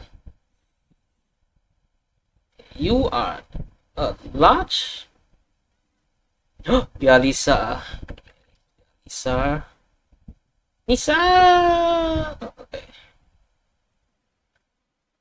5-star large claymore. You are cancel about everything. 4-star medium size. 4-star medium size spear. Yeah, not Xiangli.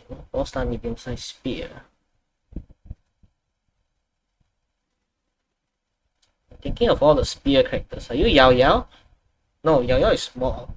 Medium size spear character. So, there's not that many medium size spear. The Yunjin. Yunjin. Yeah, Yunjin. Okay. 5-star large. 5-star large cryo character. 5-star large cryo character.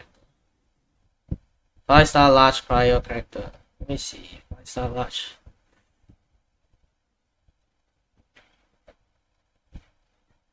A 5-star that is large that farms Asta. 5-star large. I should know of large 5-star character. 5-star large claymore. Oh, it's Eula. God. It's Eula. Okay, then let's go back to the game. I mean, like, Guangdong Freaks, they're late, and as we said, like, before they get poked out, they gotta win. Like, even this situation, Andel's behind. Like, just go, like, just click the button, just then go. And that right there, I think they were setting up. Like, obviously, the initial play, Ander should have been there. But right there, I'm really, like, you saw Bulldog did so much DPS, the health bars were low. There were still 4 people. They were looking to turn that fight. But the moment the Kai'Sa W hit, there just isn't an angle, and after that you lose the Hextech Soul, right? So you're not able to come back. And I'm ranting. I'm so done, because this Kai'Sa doesn't have a weakness, right? Once you hit your breakpoints, it's almost impossible to lose. You don't even have to go in anymore. It's like the one thing that made Kai'Sa so strong was that she could dive with the rest of the team. But into Poppy is here, that should be hard. You should be able to both be an AD carry and the current best poke champion in the game.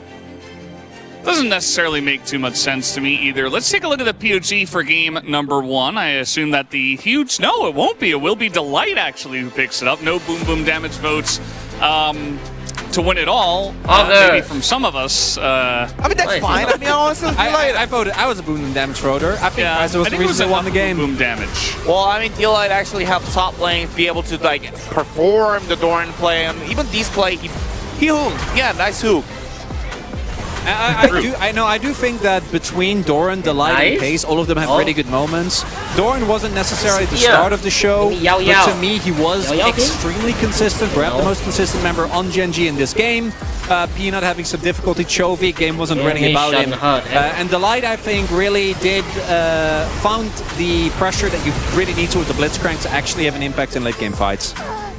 Yeah, I mean, basically, he did really play through the lane phases as well. It was like tough lane matchups. I do agree with it. Yeah. I'm shocked we don't have Doran votes. I was expecting a bit more of a split. He played Cassante, what can you say? You know, you gotta vote for the more OP champ, which was Kai'Sa in this case, and I guess the Crank as well. You know, the Ian side pretty much together on this one, thought that the boom boom damage was enough. I mean, that was like 1600 DPM, so... Yeah. CV Max, no doubt, after that game, will have a lot to say, and Guangdong Freaks are going to select the red side, actually, so we were a bit worried about the Poppy getting taken again, the salty run back perhaps giving Pays the Kai'Sa, but now we're just going to see a different draft. Yeah, I'm assuming CV Max is telling just to, you know, just to Youngjae or Andel, just throw your body, just go. Like, if you're raiding, we're not winning, just press the button, just go. If you lose, we lose. We'll see if it's enough. It is a consistent problem for this Guangdong team to actually get it over the finish line. We'll see if game number 2 they can do a little bit better. Yeah, I mean, they already showed that at least they can hang with Genji for quite a while. Can they actually take a game off of them? I guess we have to wait and see. Let's jump over to game number 2, back to Atlas and Wolf. Let's pick Cryos. Let's pick... Thank you so much, gentlemen. Big congratulations Electro to Crank for taking the victory there.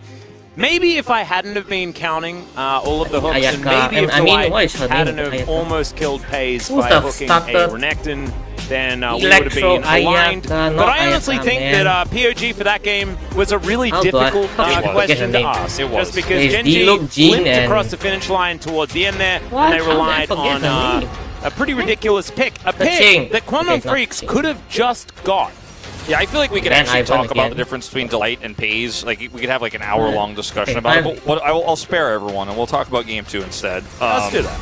Poppy is going to be banned this time around by Gen G. Must be deal with that one here, and I think they're probably fishing for a Kai'Sa first pick, unsurprisingly. And if you don't ban the Tristana, Gen G will pick it. It's an Electro if you ban the Tristana, they will pick the Kai'Sa. So, unfortunately, here with this Ivern ban, which is not highly prioritized in Korea at all, although Peanut, was one of the better ones. Peanut and Canyon are the only ones that can really play. But I think when you have Kai'Sa and Tristana in this meta, it probably deserves a bit of a stronger look here, if I'm being honest with you, Atlas, than the Ivern pick. So, which one are you going to give? Are you giving the Tristana, or are you giving the Kai'Sa? Because they will both be game-defining picks, probably. I have a feeling that giving Kai'Sa is just a mistake. As we saw in the last game, but Nico is going to be the ban away here, so they're going to go for the trade. And we'll see what Gen G think, whether it is actually Kai'Sa that's going to have the priority, but it's not. It's Tristana locked in here for Chovy. Chovy does, of course, have his Tristana license. He is very good at this pick, and it does mean that they don't give it over to Bulldog as well. So Quantum Freaks, they will lock in Kai'Sa and something else. No, at least we hope. And there it is. Kai'Sa, Azir probably is my guess. So we'll see. Bulldog had a really phenomenal game of Azir. His macro was good. His positioning was overall pretty good. Obviously, when you get to late game, you're just getting outpoked, so there's not much you can do agency-wise in those late game fights. But I still think that it's one of the safer picks into the Tristana right now. I still see that. And, there's not really a jungle pick you want to prioritize over this in this meta at the moment. I wouldn't say, but when you consider Gen G are probably not going to flex this, I guess you could go jungle to pick up Azir on 3 after you see the rest of this composition. That's probably what the thought process is here. Just going to go blind Jax instead. It's a choice that you can make. That is definitely, and so that is going to be the choice that is in fact made. Maokai going to be locked in here for Peanut. Trees and 80 carries is generally the way, as Aphelios and Tristana together suffered their first loss, I believe, yesterday, but otherwise has really been careening towards a whole lot of victories so far this season. The best Maokai players also are so phenomenal in the LCK. Maokai's sitting below a 40% win rate, but don't be fooled. This pick is absolutely insane in the hands of a team that knows how to control team fights. With the Jax priority here, you now are no longer able to play Azir if you're going to pick up the Viego. And if you pick up the Azir, you're going to lose a lot of jungle priority here. And this Jax priority is just a bit puzzling. You don't have a Sejuani to back it up. You don't know what the matchup's going to be, and now you're playing into Maokai, which is going to hurt Jax's agency. And Quantum Freaks just throwing some strange curveballs here. And let's see, maybe they have something interesting planned here. Maybe CV Max is cooking, or maybe, Gen G just going to have the stronger draft. Yeah, so right now that's where I'm leaning. Yeah, so far it's looking like Gen G has it pretty wrapped up, but Andil looked all right on the Rakan, had some iffy moments, but Rakan Kai'Sa has been a decent lane. Rakan hard to play into, red, white Aphelios especially. You kind of just get cut to pieces. But we'll see how it does go. Azir is going to be taken off the board. Annie will be next. You have to imagine. And then what's Bulldog going to play into this Tristana is going to be the question. If they had a Sejuani here, I'd be like, oh yeah, maybe it's actually an angle where you go for like a Yone. And you're like, Yone Jax, Sejuani feels great, but they don't have that, as it turns out. And they're not going to ban Rumble either, which you do kind of want frontline with double 80 carry. That does make some sense. But Rumble does give them the magic damage that they're kind of looking for here. All right, let's see what this is going to be. I am so interested. They could just go Rakan. Okay, Cassiopeia. That's going to be the answer. That is going to be the way into the Tristana. Okay, it does deny the rocket jump quite nicely with the Miasma. So kind of cool here from Bulldog. Does mean that they are extraordinarily short range. And GP here is pretty greedy, but I mean, when you consider the utility he offers in this comp as well, I don't mind it because there's no tank here. No one can build armor, really, on the side of Quantum Freaks. Jax's Zhonya's is going to be about what you get. And when you are such short range, Cannon Barrage is such high value. Huge. The barrels as well will just absolutely crush this Cassiopeia if she gets into range to do anything. You can just barrel chain her and then she disappears. And when Jax is the only one surviving on the pit of on the pile of Kwangdong Freaks' bodies, it's doesn't feel too great that he can counter-strike some of that damage, and it will be the Rel to follow this up. Once again, Genji with a pretty unusual draft, but I think it's well-rounded, and this is a Genji special. Doran, the only one who's playing Gangplank right now. He's not losing, and Kwangdong Freaks, what's the support pick going to be? Just the Alistar into the Rel. You know, no Rakan going to come into this composition. And I mean, you couldn't have asked for something more disjointed than what Kwangdong are trying to put together here, because the Jax isn't set up by anything but the miasma, and the Kai'Sa pick, it doesn't follow up on anything but it either, unless Jax ends up getting the hard engage, but then the Kai'Sa poke doesn't work well with the rest of the short-range composition either. Whereas Genji, if you try to run at them, they just press Maokai R. They're like, yeah, cool. And also we have Gangplank for some additional Cannon Barrage slows to stop you from getting on top of us. Front to back with the Aphelios, double 80 carry, and Rel for engage. Yeah, there's a lot of things that kind of work together. I think Kwangdong Freaks, it is a finesse draft, right? Like, if they do manage to make it work together, it can work beautifully. Counter-strike into the backline, the follow-up with the Killer Instinct, like, these things can definitely work out, and you have a lot more control in short range. But the issue is, like, that you don't need to worry about range when you have double 80 carry, one of them being Tristana. This is likely to go to late game because we just had the longest game of the season. And with Nature's Grasp and Cannon Barrage, the control of area is just so incredibly large. And neither Cassiopeia nor the Kai'Sa actually get to front to back, like ever. They will just die. They just straight up disappear. And it's only front to front, Wolf, because you can't hit the back. You can't do it. You either blow somebody up in stun consistency, or you're out damaged by Tristana, you're out damaged by Aphelios. The Kai'Sa actually, I don't know, Steven Max has been cooking, but he made Kai'Sa look weak in a draft on this patch. How did he do it?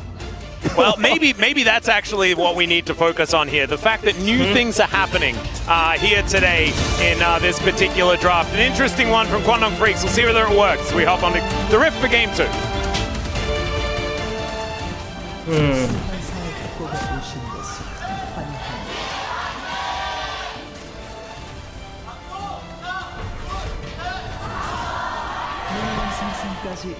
All right, Kwangdong friends in full voice here today, as I haven't seen that Cassiopeia skin for a really long time. I missed it. It's a pretty cool one. It's the one with like the wreath on top. I don't remember what it was actually called, but it's been a while. Is it a garland?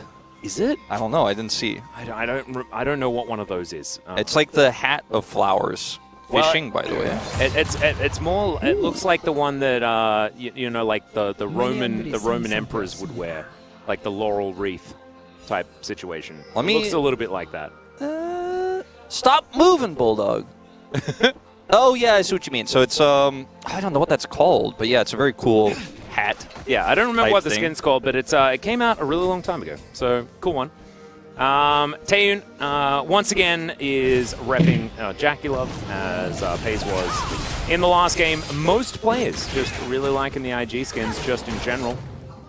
Shout-outs to IG in 2018. So in the early game, I want to kind of do like a in defense of Kwangdong's draft moment here, as nice barrel deny here, and a Counter-Strike going to pop. But the early game can go well for this team, especially if Youngjae is able to punish some of the aggressive plays out of Chovy in mid. If he wants to actually, try to push those advantages, there's a world in which, potentially Youngjae and Bulldog actually end up killing the Tristana with that CC is down here. Yeah, a little bit of a crash down into Andel, who's level 1 Alistar. Feels bad. Not great.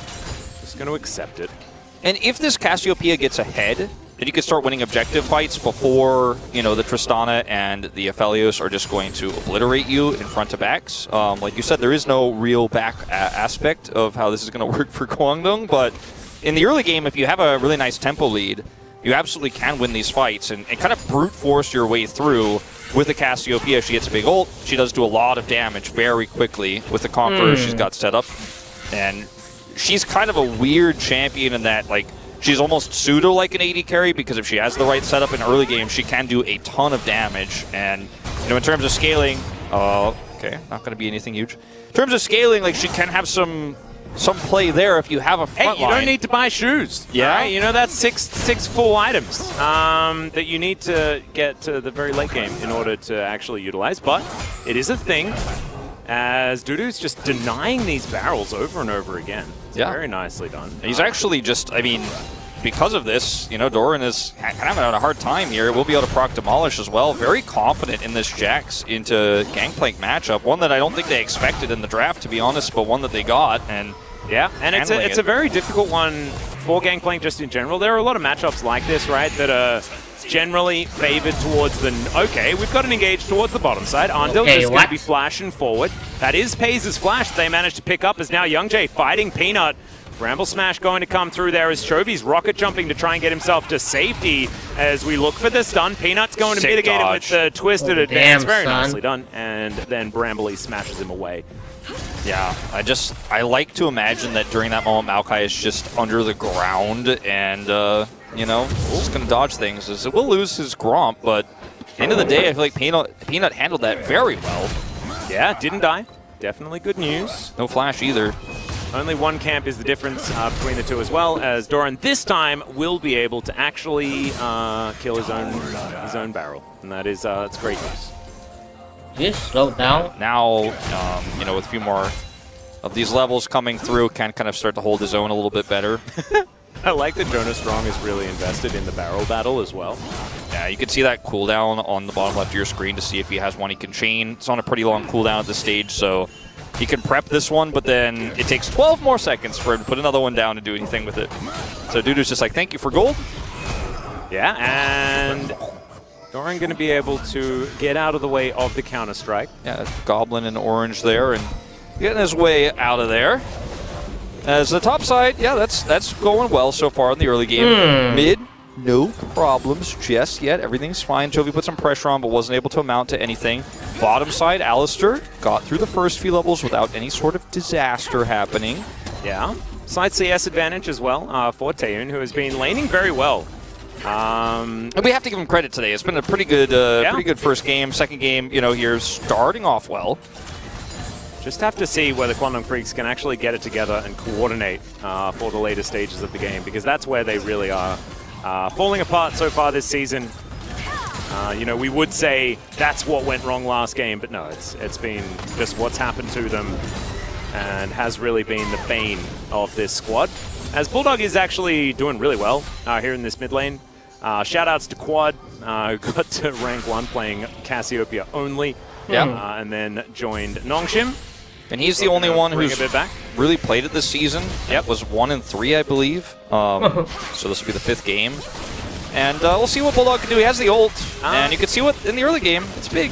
Yeah, he just yells at Peanut. Peanut's like, dude, I just wanted to walk past. Like, it's just a bystander. Yeah, it's like the stray cat you encounter, you know, on the street, and you're like, hey, and then the cat's just like, ha! Yeah, he just yells at you. You're like, I don't know, I just pass him by. Just existing, man. I thought it was a cute stray cat, but I guess not. No, this is an angry one. Does happen sometimes. Sometimes they are very cute, though, so it's just hard to know. As Doran here towards the top side, you saw managed to get a decent barrel chain earlier on. I thought with the wave state, the way it was going to be a little bit dangerous for Dudu, who has gone for another cheeky little recall here. Try and get himself the most of an item advantage as he can find. Yeah, we'll lose a little bit of CS here, but nothing too problematic. As do see Gravitum is ready, and no level 6 just yet for either of these sides, but Observer is a little bit concerned about what that means for Andil's positioning here. Yeah, as Delight just going to move in. He does have horse form, so he's moving around pretty quickly. Horse versus cow, or I guess metal jacket horse versus cow. Interesting. Not exactly an animal matchup because it is a suit of armor that's now a horse. Yeah, it's like horse pants. It's very weird. Yeah. We still don't understand. Like, I feel like until I get a whole season of Arcane about Rel. Yeah, I'm gonna need that. I'm gonna need a whole season where she's the main character, and then I feel like then I'll be qualified to tell you guys about it. Can it be called like Rel in the traveling pants or something like that? That sounds amazing. Yes, I would watch that. Like, I reckon there'd be a lot of people that would watch that as Bulldog. Twin fanging. Twin fanging. The light's going to have to flash. The traveling pants are going to make their way back to base, perhaps. Yeah. As he is very low. That's just such a early 2000s reference, man. Like, that's Yeah, I almost made a Dakota Fanning reference as well, and I mean, it's been a while since she's been in many things as well. Wow. That was like the book that everybody had always, no matter what. Like, no matter where you were, there was a copy of it somewhere. I never read it, of course, but it was always available. Yeah. I remember the cover. I've heard mainly references. And I think accidentally watched some of the... Wasn't it a movie as well? I think there was a movie eventually, yeah. Yeah. I accidentally watched a few bits of it. As Undil is just going to face check. He's going to get stabbed as the joust does come through. As Young Jae does get into stealth, but unfortunately Cal not going to be able to do so. So he's mincemeat. That is going to be Chovy picking up first blood as well. As now Peanut going to get yelled at once again. He really needs to tell Cassiopeia to stop, as Delight looking for another stab, gets the flash out from Bulldog, didn't want to risk it. Yeah, that's really unfortunate here. Flash down now for this Cassiopeia, no ult either, and that's going to be free Herald. Genji did give over the Drake, but this Herald is going to be picked up here without a hitch, and taking all this control on the map now. Chovy picking up a kill is pretty massive onto the Alistar. It's first blood, and now this Cassiopeia matchup gets a little bit more tough to play out. Peanut actually going to take the full 300 here.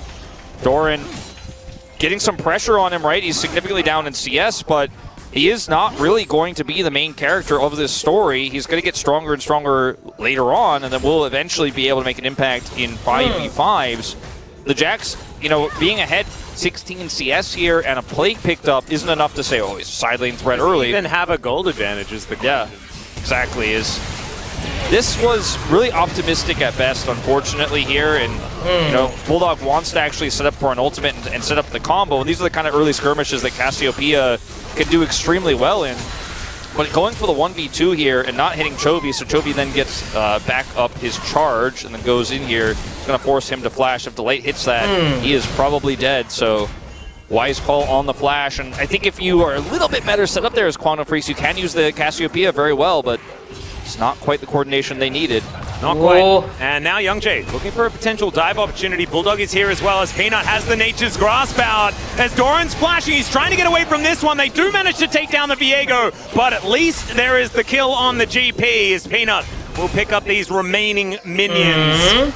Dudu's still threatening here, and now he has a red buff. Yeah, he's got a red buff, which is really annoying to deal with as the Maokai here, but Maokai will also be able to clear this wave without really any problems. Chovy also going to be a recipient of some plate gold. Wait a minute. That's a bit scary. Yeah, Peanut down to 100 health. It's fine. Red buff ticking. I believe that was Young Jae's red buff that went to Doran and then immediately went to Dudu. Yeah, I think that you're right. Well, let's take a look. Oh yeah, we can actually see. Yep, Young Jae's got it. And then he will get taken out, but then the Gangplank will take out. So Peanut actually is not able to secure the kill. Luckily, it does go to Doran, but then he gives the red buff over to Dudu. We'll then use it to annoy Peanut.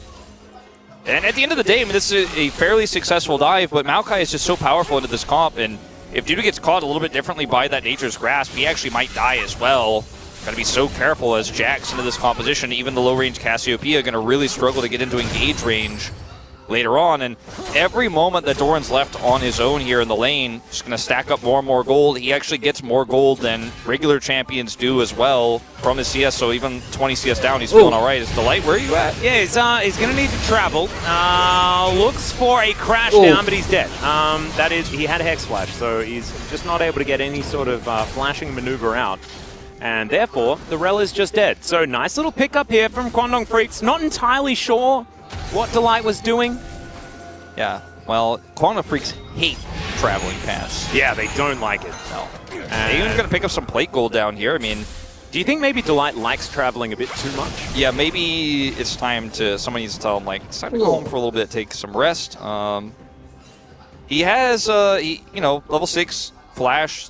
Maybe he's looking for an engage opportunity there. Maybe he's clearing a ward. We'll get some more information in a replay, perhaps, but definitely not ideal here. As Bulldog, this doesn't really get much easier, unfortunately, for the Cassiopeia, 700 gold behind. I would say that it gets worse, because as levels come in, Chovy gets more and more range. He's also going to get his coal to complete here off of the next wave as well, so we'll be able to pick up that first item. And he's not shivving, so they're not living. Oh, okay. Pei's gonna get dashed on here as Taeyun gonna flash over, and Pei's, oh no! Walk it out. Walks into the brush, and now the Nature's Grasp is going to come down. Chovy just barely outranges the Petrifying Gaze.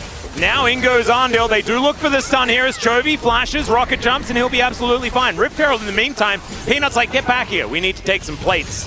We'll see whether they can actually do that, because of course there is, okay, there it is, and that's just full money going over to Peanut. And yeah, Andal, it was a cool play, but in the end, it did get Chovy's flash in trade for his own. Yeah, unfortunately, the end result is going to be positive for Gen G, and grouping up for this Drake now. Kwangdong Freaks trying to get their second of the game. We'll see what the soul ends up being here. It doesn't look like Gen G are ready to contest this. Peanut being without ultimate, it's really just the Gangplank ult that could make an impact here as he's backing now. Tracking that, looks like it is just going to go over to Kwangdong Freaks. We'll see what that soul is going to be. Andal in position to deny any rotation over. It's the best possible soul. You love to see There it. you go. Zandil now moving towards his bottom side. They do get vision of where Pei's is. Ward goes in, Control Ward goes down. They're trying to keep control here as Moonlight Vigil flying on forward. The Magnet Storm doing so much work. Cannon Barrage not finding that much value as it has split up the fight. As Taeyun, he doesn't have Killer Instinct anymore. Pei somehow survives for such a long time, but it's Arndil that gets his hooves in, and now it's the Pirate that will fall down as well. Kwangdong Freaks, they win the skirmish in the bottom lane. Just a bunch of trickling members of Gen G, one by one, walking into the meat grinder, and that is going to be several kills, as you mentioned, going over.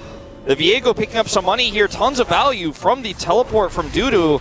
Down to the bottom side, Counter-Strike is big, and Doran's Cannon Barrage not making the same impact as you mentioned. Wow, we're going really far back in time. Yeah, so he was just clearing a ward, and then he got Alistair.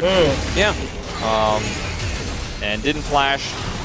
Thought he could crash over. He could not. He crashed into the wall. Yeah. Instead of crashing down over the wall. So, in this moment in time, you see the teleports coming through from both top laners here, but obviously a Gangplank at this stage in the game isn't going to make the same impact. He's also very squishy, gets left on here. The Counter-Strike onto Pei's with the Ignite to finish him off means there's just no damage here. Doran, like I said, he teleported on the wrong side of the fight, and Peanut's ultimate just comes online so late, and he can't turn the fight.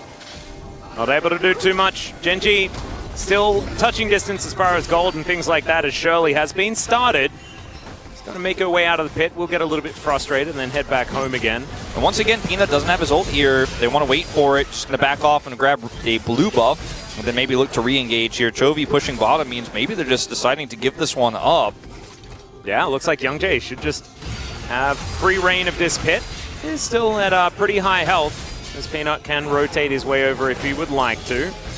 Sapling goes in, and Bulldog gives his position away. Chovy on the bottom side of the map means that, yeah, it looks like Gen G are just going to be able to give it. And they're forcing a lot of resources here for Kwangdong. Kwangdong having to group up here. Oh, no. Okay.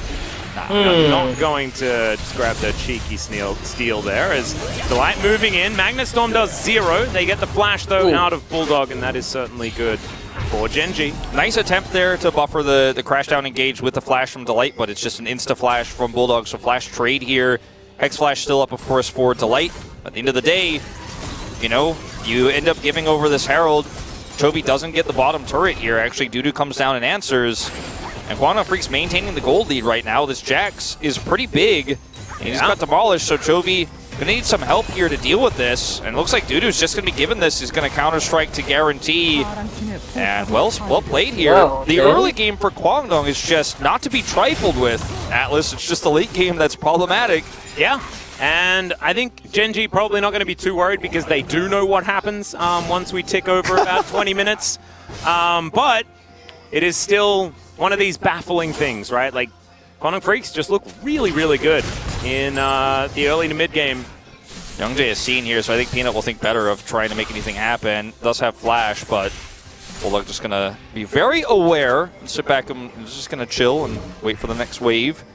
Chovy would love to get that bottom turret that he was trying to push earlier, but is unsuccessful and has to back himself. He actually is going Shiv. Didn't expect that. Thought he was going for the Kraken Slayer first, but I mean, that's some additional wave clear, but isn't going to be him coming online as a huge threat in this early mid-game. Yep. does provide you with that little bit of the wave clear options, which is fine, as here's a flash twisted advance. Viego in the area, Cannon Barrage doing nothing once again, as Doran's going to have to flash to get out of the way of Youngjae. Youngjae's going to miss a few abilities, but now Dudu is going to dive on top of the gangplank, and that's going to grab that kill, as now Chovy helping collect the kill onto his opposite number. These cannons being taken down as Delight once again, Magnet storming the air, and Taeyun gets up here towards his top lane, and that will guarantee that it's just a 1-for-1 in the end. Teleport coming down to the bottom side here to try to grab that cross-map turret, so Chovy will be able to make that happen here, but it's a 1-for-1 trade. The Jax is getting pretty big. I mean, he's already kind of a problem here, as Chovy will get this turret, but it's not going to be first brick or anything like that, and the Jax is also a threat topside. Doran doesn't respawn for 3 more seconds, and then will have to TP if he wants to defend the top side. He's going to do so, but that's another teleport down here, so 2 teleports used for Genji after the 1-for-1 trade. Guangdong Freak's feeling pretty good about this exchange. And, I mean, yeah, it's starting to really feel like, I mean, I know it's still early days, but Guangdong's early game has vastly improved from what we saw even just last week. I mean, we were talking about how they fall apart, but then they weren't even getting to the part to fall apart for a while, but now they're back. That is true. The early game has been short up once again, as decent counter-strike there as FaZe tries to avoid Dudu. And with the Tristana Aphelios damage, they are going to be able to dissuade them. But outer turret does fall down, thanks to Shirley. Still, Gangplank with some free time on this turret towards the top lane. And Genji kind of splitting the map and feeling pretty good about it. Chovy going to follow Dudu up here. Did he get seen by that Scryers is the question. I think he did. Yeah, Dudu not actually going to stick around to look for any 1v1s. Yeah, I was worried. Looking for Soul Point. This is actually kind of huge. So they commit the teleport with a Gangplank. It felt bad, but then he gets the turret. But then as they send Chovy up to Shadow form so he can guarantee the turret, it's going to be Soul Point that's given over to Guangdong Freaks here. And Genji, I mean, they have really good scaling in this draft. It's absolutely insane what they could do in the late game. Still facing off against a Kai'Sa, but it's not the same kind of Kai'Sa draft that we saw from Genji in the previous game, and it's also Taeyun sitting on a 0-0-0 scoreline right now, so it's still a long ways away from that full build Kai'Sa. Once you get that second item, you get that 100 AP from the Nashor's Tooth, then you can get those W resets, but you're still not really a hard poke threat at this point in time, so it's not disastrous here by any means for Genji, but dealing with this Jax is going to have to be something they can consistently do, because that is going to be a problem pretty much starting from now. The cleaver is done, and he can clear turrets so quickly is also a big threat in these fights. So if Guangdong Freaks get this Cloud Soul, really worried for Genji, but if Genji can win each and every fight and slow it down, definitely going to feel pretty good about their chances. Yeah, no, definitely. I think that it's a really interesting conversation as well, because it's once again one of these situations where Kai'Sa can just solo win the game, right? Like, she's just broken. She's like one of those champions that is just in a little bit of a more powerful state than she necessarily needs to be. You can press W a whole bunch, and you can 4-1 really beautifully, relying on Void Seeker poke and then Static Shiv in order to clear waves and alleviate pressure very, very nicely. So Dudu doing his job, but Doran is going to scale. He is Gangplank, and soon Barrels will just be able to do 1 billion damage. He does have his Navori Quick Blades now completed, and so it means these barrels come back off cooldown exceedingly fast. Yeah, both he and Chovy have their Quick Blades now done. So the team fighting prowess that Genji can have if they have proper setup with the Nature's Grasp is pretty huge, especially with Cannon Barrage. Bulldog might get all in. Yeah, Chovy is just going to try and run away from Bulldog here, as Buster Shot is up and available. He can get rid of Youngjae if he would like, but he's going to have to flash to get out of the way. Peanut now engaged on, but FaZe is going to be here. And he has the Infernum. Cannon Barrage comes down. Taeyun running for the hills. But Andil not going to be so lucky. Just popped like a balloon. And now Youngjae in the back of this Baron pit is, yeah, a little bit frightened. But they trade positions, him and Peanut. That means the Youngjae doesn't have the ult to get into the pit. And the flash is available. He can go for a potential steal. As now Bulldog, he is looming and he is scary. Dudu dives on top of FaZe. The Baron is going to be secured by Peanut as Chovy's going to make it to safety, and there's the Moonlight Vigil. FaZe doing a lot of damage, takes down the jungler, but now it's Dudu that's popping off, and the Void Seeker is going to connect. Dudu looks for another one as now FaZe not going to get stunned up. Stab from Delight. He's going to sacrifice himself. No, he's not. He's actually going to be fine. As again, the counter-strike not quite going to be enough, and this time the sacrifice will come through. Chovy gets full health back, teleports back in Almost gets Bulldog. Okay, Dudu is still running after Pays. Pays is very slow. He only has brown bags, and that is 500 gold. Now going over to Dudu. Thank you very much, Cloud Rift, for the additional movement There speed it is. as he gets off. And yeah, the Boots advantage is real, and he's got the Leap Strike. So this Jack's now 5 kills. It's the typical Dudu angle, right? Where this guy gets fed, he gets resources, and then suddenly he pops off in the mid to late game. Looking at this fight again, I love how they see the pressure that Chovy's applied topside fails, and they put the aggression on, but unfortunately there's no escape here, and they just don't have the damage with Kai'Sa with this hybrid build this early on to actually have the follow-up. So then there's the pop, and then Dudu happens, man. He gets on top of Pays here, and yes, the Drake gets over. Pays has to flash, and now he's on the wrong side of the fight. Still doing a lot with this Calibrum here, but ultimately, once Doran's dead here, this is just not a fight you can win. Delay tries, as you mentioned several times, to like sacrifice himself here so Pays could get out, but Quantum Freaks juggle this so well. Bulldog gets out, Dudu gets the counter-strike here, then is able to, because Chovy decides to stay mid, chase down with a Leap Strike onto the ward here, and the better Boots and Cloud Rift. Pace is gone with the Leap Strike coming through. 500 more gold. In the meantime, Doran is going to have to flash, and Dudu's going to flash after him, and his mere presence will destroy the gangplank. He forgot he had red buff. He's like, oh yeah, I picked that up in the last fight too. The red buff kills him, but hey, could have actually had flash advantage as well. Now he's going to get a turret. And it's an honest solo kill. You know, if you trade flashes 1-for-1, then that adds that level of honesty. Yeah. Really beautifully done as Dudu continuing to like hold that mantle as one of our best top laners here in the LCK. This guy is just so good.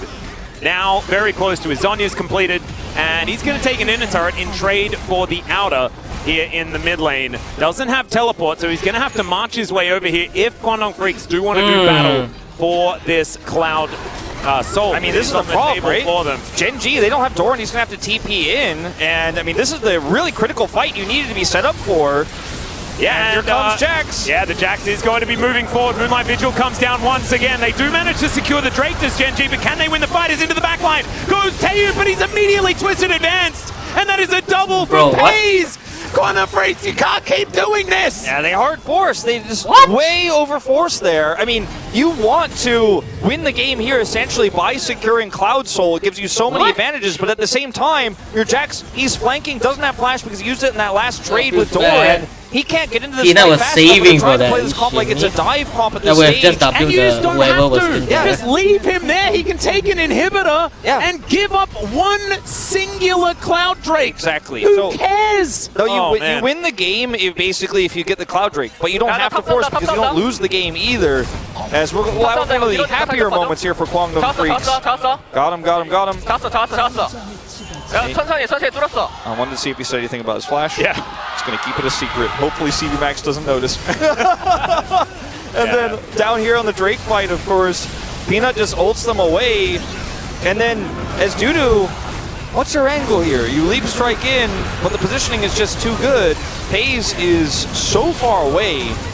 They just really hard force this, double unfortunately, ADCs, and you cannot just run in. not the right call. So Ginger like, okay, they didn't get the Drake, we got it, but we also got a ton of bonus money. Feels really nice. Yeah, and like this is just Quantum Freaks not really understanding what their composition is good at, and what their composition is good at isn't team fighting because they get so severely outranged. Gen G should theoretically, as the game goes on, always be able to win 5v5s, but just never fight 5v5s. Your Jax is so incredibly large. Just keep him in a side lane, split things up, and then allow Taeyu to go to town with his Ws. As Cannon Barrage is going to come through yet again, that should be able to do some zoning to guarantee this inner turret, and it is going to be able to do so. There has been a lot of discussion. Chovy is between rock and a hard place. Nice. As he does get the Buster Shot fadeaway onto Dudu. At mini stun into the wall there, it didn't look like he moved very far, but it did mean that he wasn't going to get left on. There's been a lot of discussion, Atlas, especially after that last game with how the composition worked for Genji about whether you should build a Ludens or if you should actually go for Rage Blade on the Kai'Sa. Oh, yeah. And in this composition, I think with how they want to play it, with how they actually want to completely hard dive, especially with how fed the Jax is, it's hard to criticize it too much here, but you know, if we get to the later parts of the game where Genji actually starts stacking up, you know, more and more Cloud Drakes, if Quantum Freaks can't decisively win these, or if they're making wrong calls in sides and the Jax isn't actually threatening, you know, those inner turrets, then we may have to come back to this because I think that is the way to win for sure, is just to make sure your Kai'Sa poke is insane while you have a Jax somewhere else, kind of like you were just alluding to. See if this Rage Blade ends up getting value in fights, because so far, there's really just been the Jax that's carrying each and every one of these fights. Yeah, and if he doesn't, then they kind of just fall over. Yeah. And they do have tools, you know, they have Headbutt, they have things that can deny any sort of like full hard engage from Gen G. Petrifying Gaze can be used fantastically in a defensive manner. As Chovy, that is such a scary sight, isn't it? He does get into the brush though, as he's now just rocket jumping for fun, with Counter-Strike being on cooldown. I really appreciate that Dudu does not kind of go all in on this, because at that moment in time, I don't think they had vision of Peanut. Just got to be respectful. Yep. I know where he is now, of course, and he is going to clear some vision right now, as Gen G are trying to look to fight for vision here around this Baron. Oh, Peanut. That's Nature's Grasp, actually, and I think that is largely in defense, rather than looking for an opportunity, because he thought that he was potentially picked off. And if they were able to win Bio off of the ultimate, then it feels nice, but they don't. And now Kwangdong Freaks can kind of just chill here and hit W's. Taeyun can clear this wave so quickly with Shiv, and then he's back to poke duty here on this Kai'Sa. And Gen G eventually will lose out on the side lane to Dudu here, who has his Zonias available still. So at some point, Kwangdong Freaks should be able to make something happen here, but looks like they're just going to back off, push Bulldog into top, trying to get the Cassiopeia some additional items. She is on 3. Yeah, I think it's such an interesting prospect though, right? Because Kwangdong Freaks, if they're given any time on this Baron, like Cassiopeia and AP Kai'Sa, rip that thing to shreds. The other thing too is like, the turn here is not amazing for Kwangdong Freaks if they don't have the Jax, but they still do have the Cassiopeia, they still do have the Alistar, and if Dudu has the control that he just had in the bottom lane, then he could back away and teleport. Like, Chovy can ult to stop his TP, but if he just walks away and they set it up, they absolutely have an angle to get the Jax into the middle of the team fight. And so aren't using it. Explosive charge onto Bulldog. Gonna take a bit of damage here, down to about 2/3. As Delight finds the Magna Storm, Bulldog goes golden. The flash out to get out of the way of the Pulverize is fantastic from Chovy, but the Rel is just dead. Bulldog may also follow though, and Pays will secure that kill, and now it's just Doran running amok. Young Jay flashes, the Buster Shot is too good, and Dudu can't do anything. They opted in for another 5v5, and Kwangdong Freaks will just be decimated. Doran's going to be able to secure the kill on his opposite number, and now it's a push through to break open the base. Yeah, Gen G win a 5v4 fight. Dudu, he was not a relevant factor in that team fight, and Gen G just want to push to end it here. Long death timers means I think they absolutely can with the damage they have and the wave clear they have. That is going to be the end of this series. A clean 2-0 here. Kwangdong Freaks with some hiccups along the way here.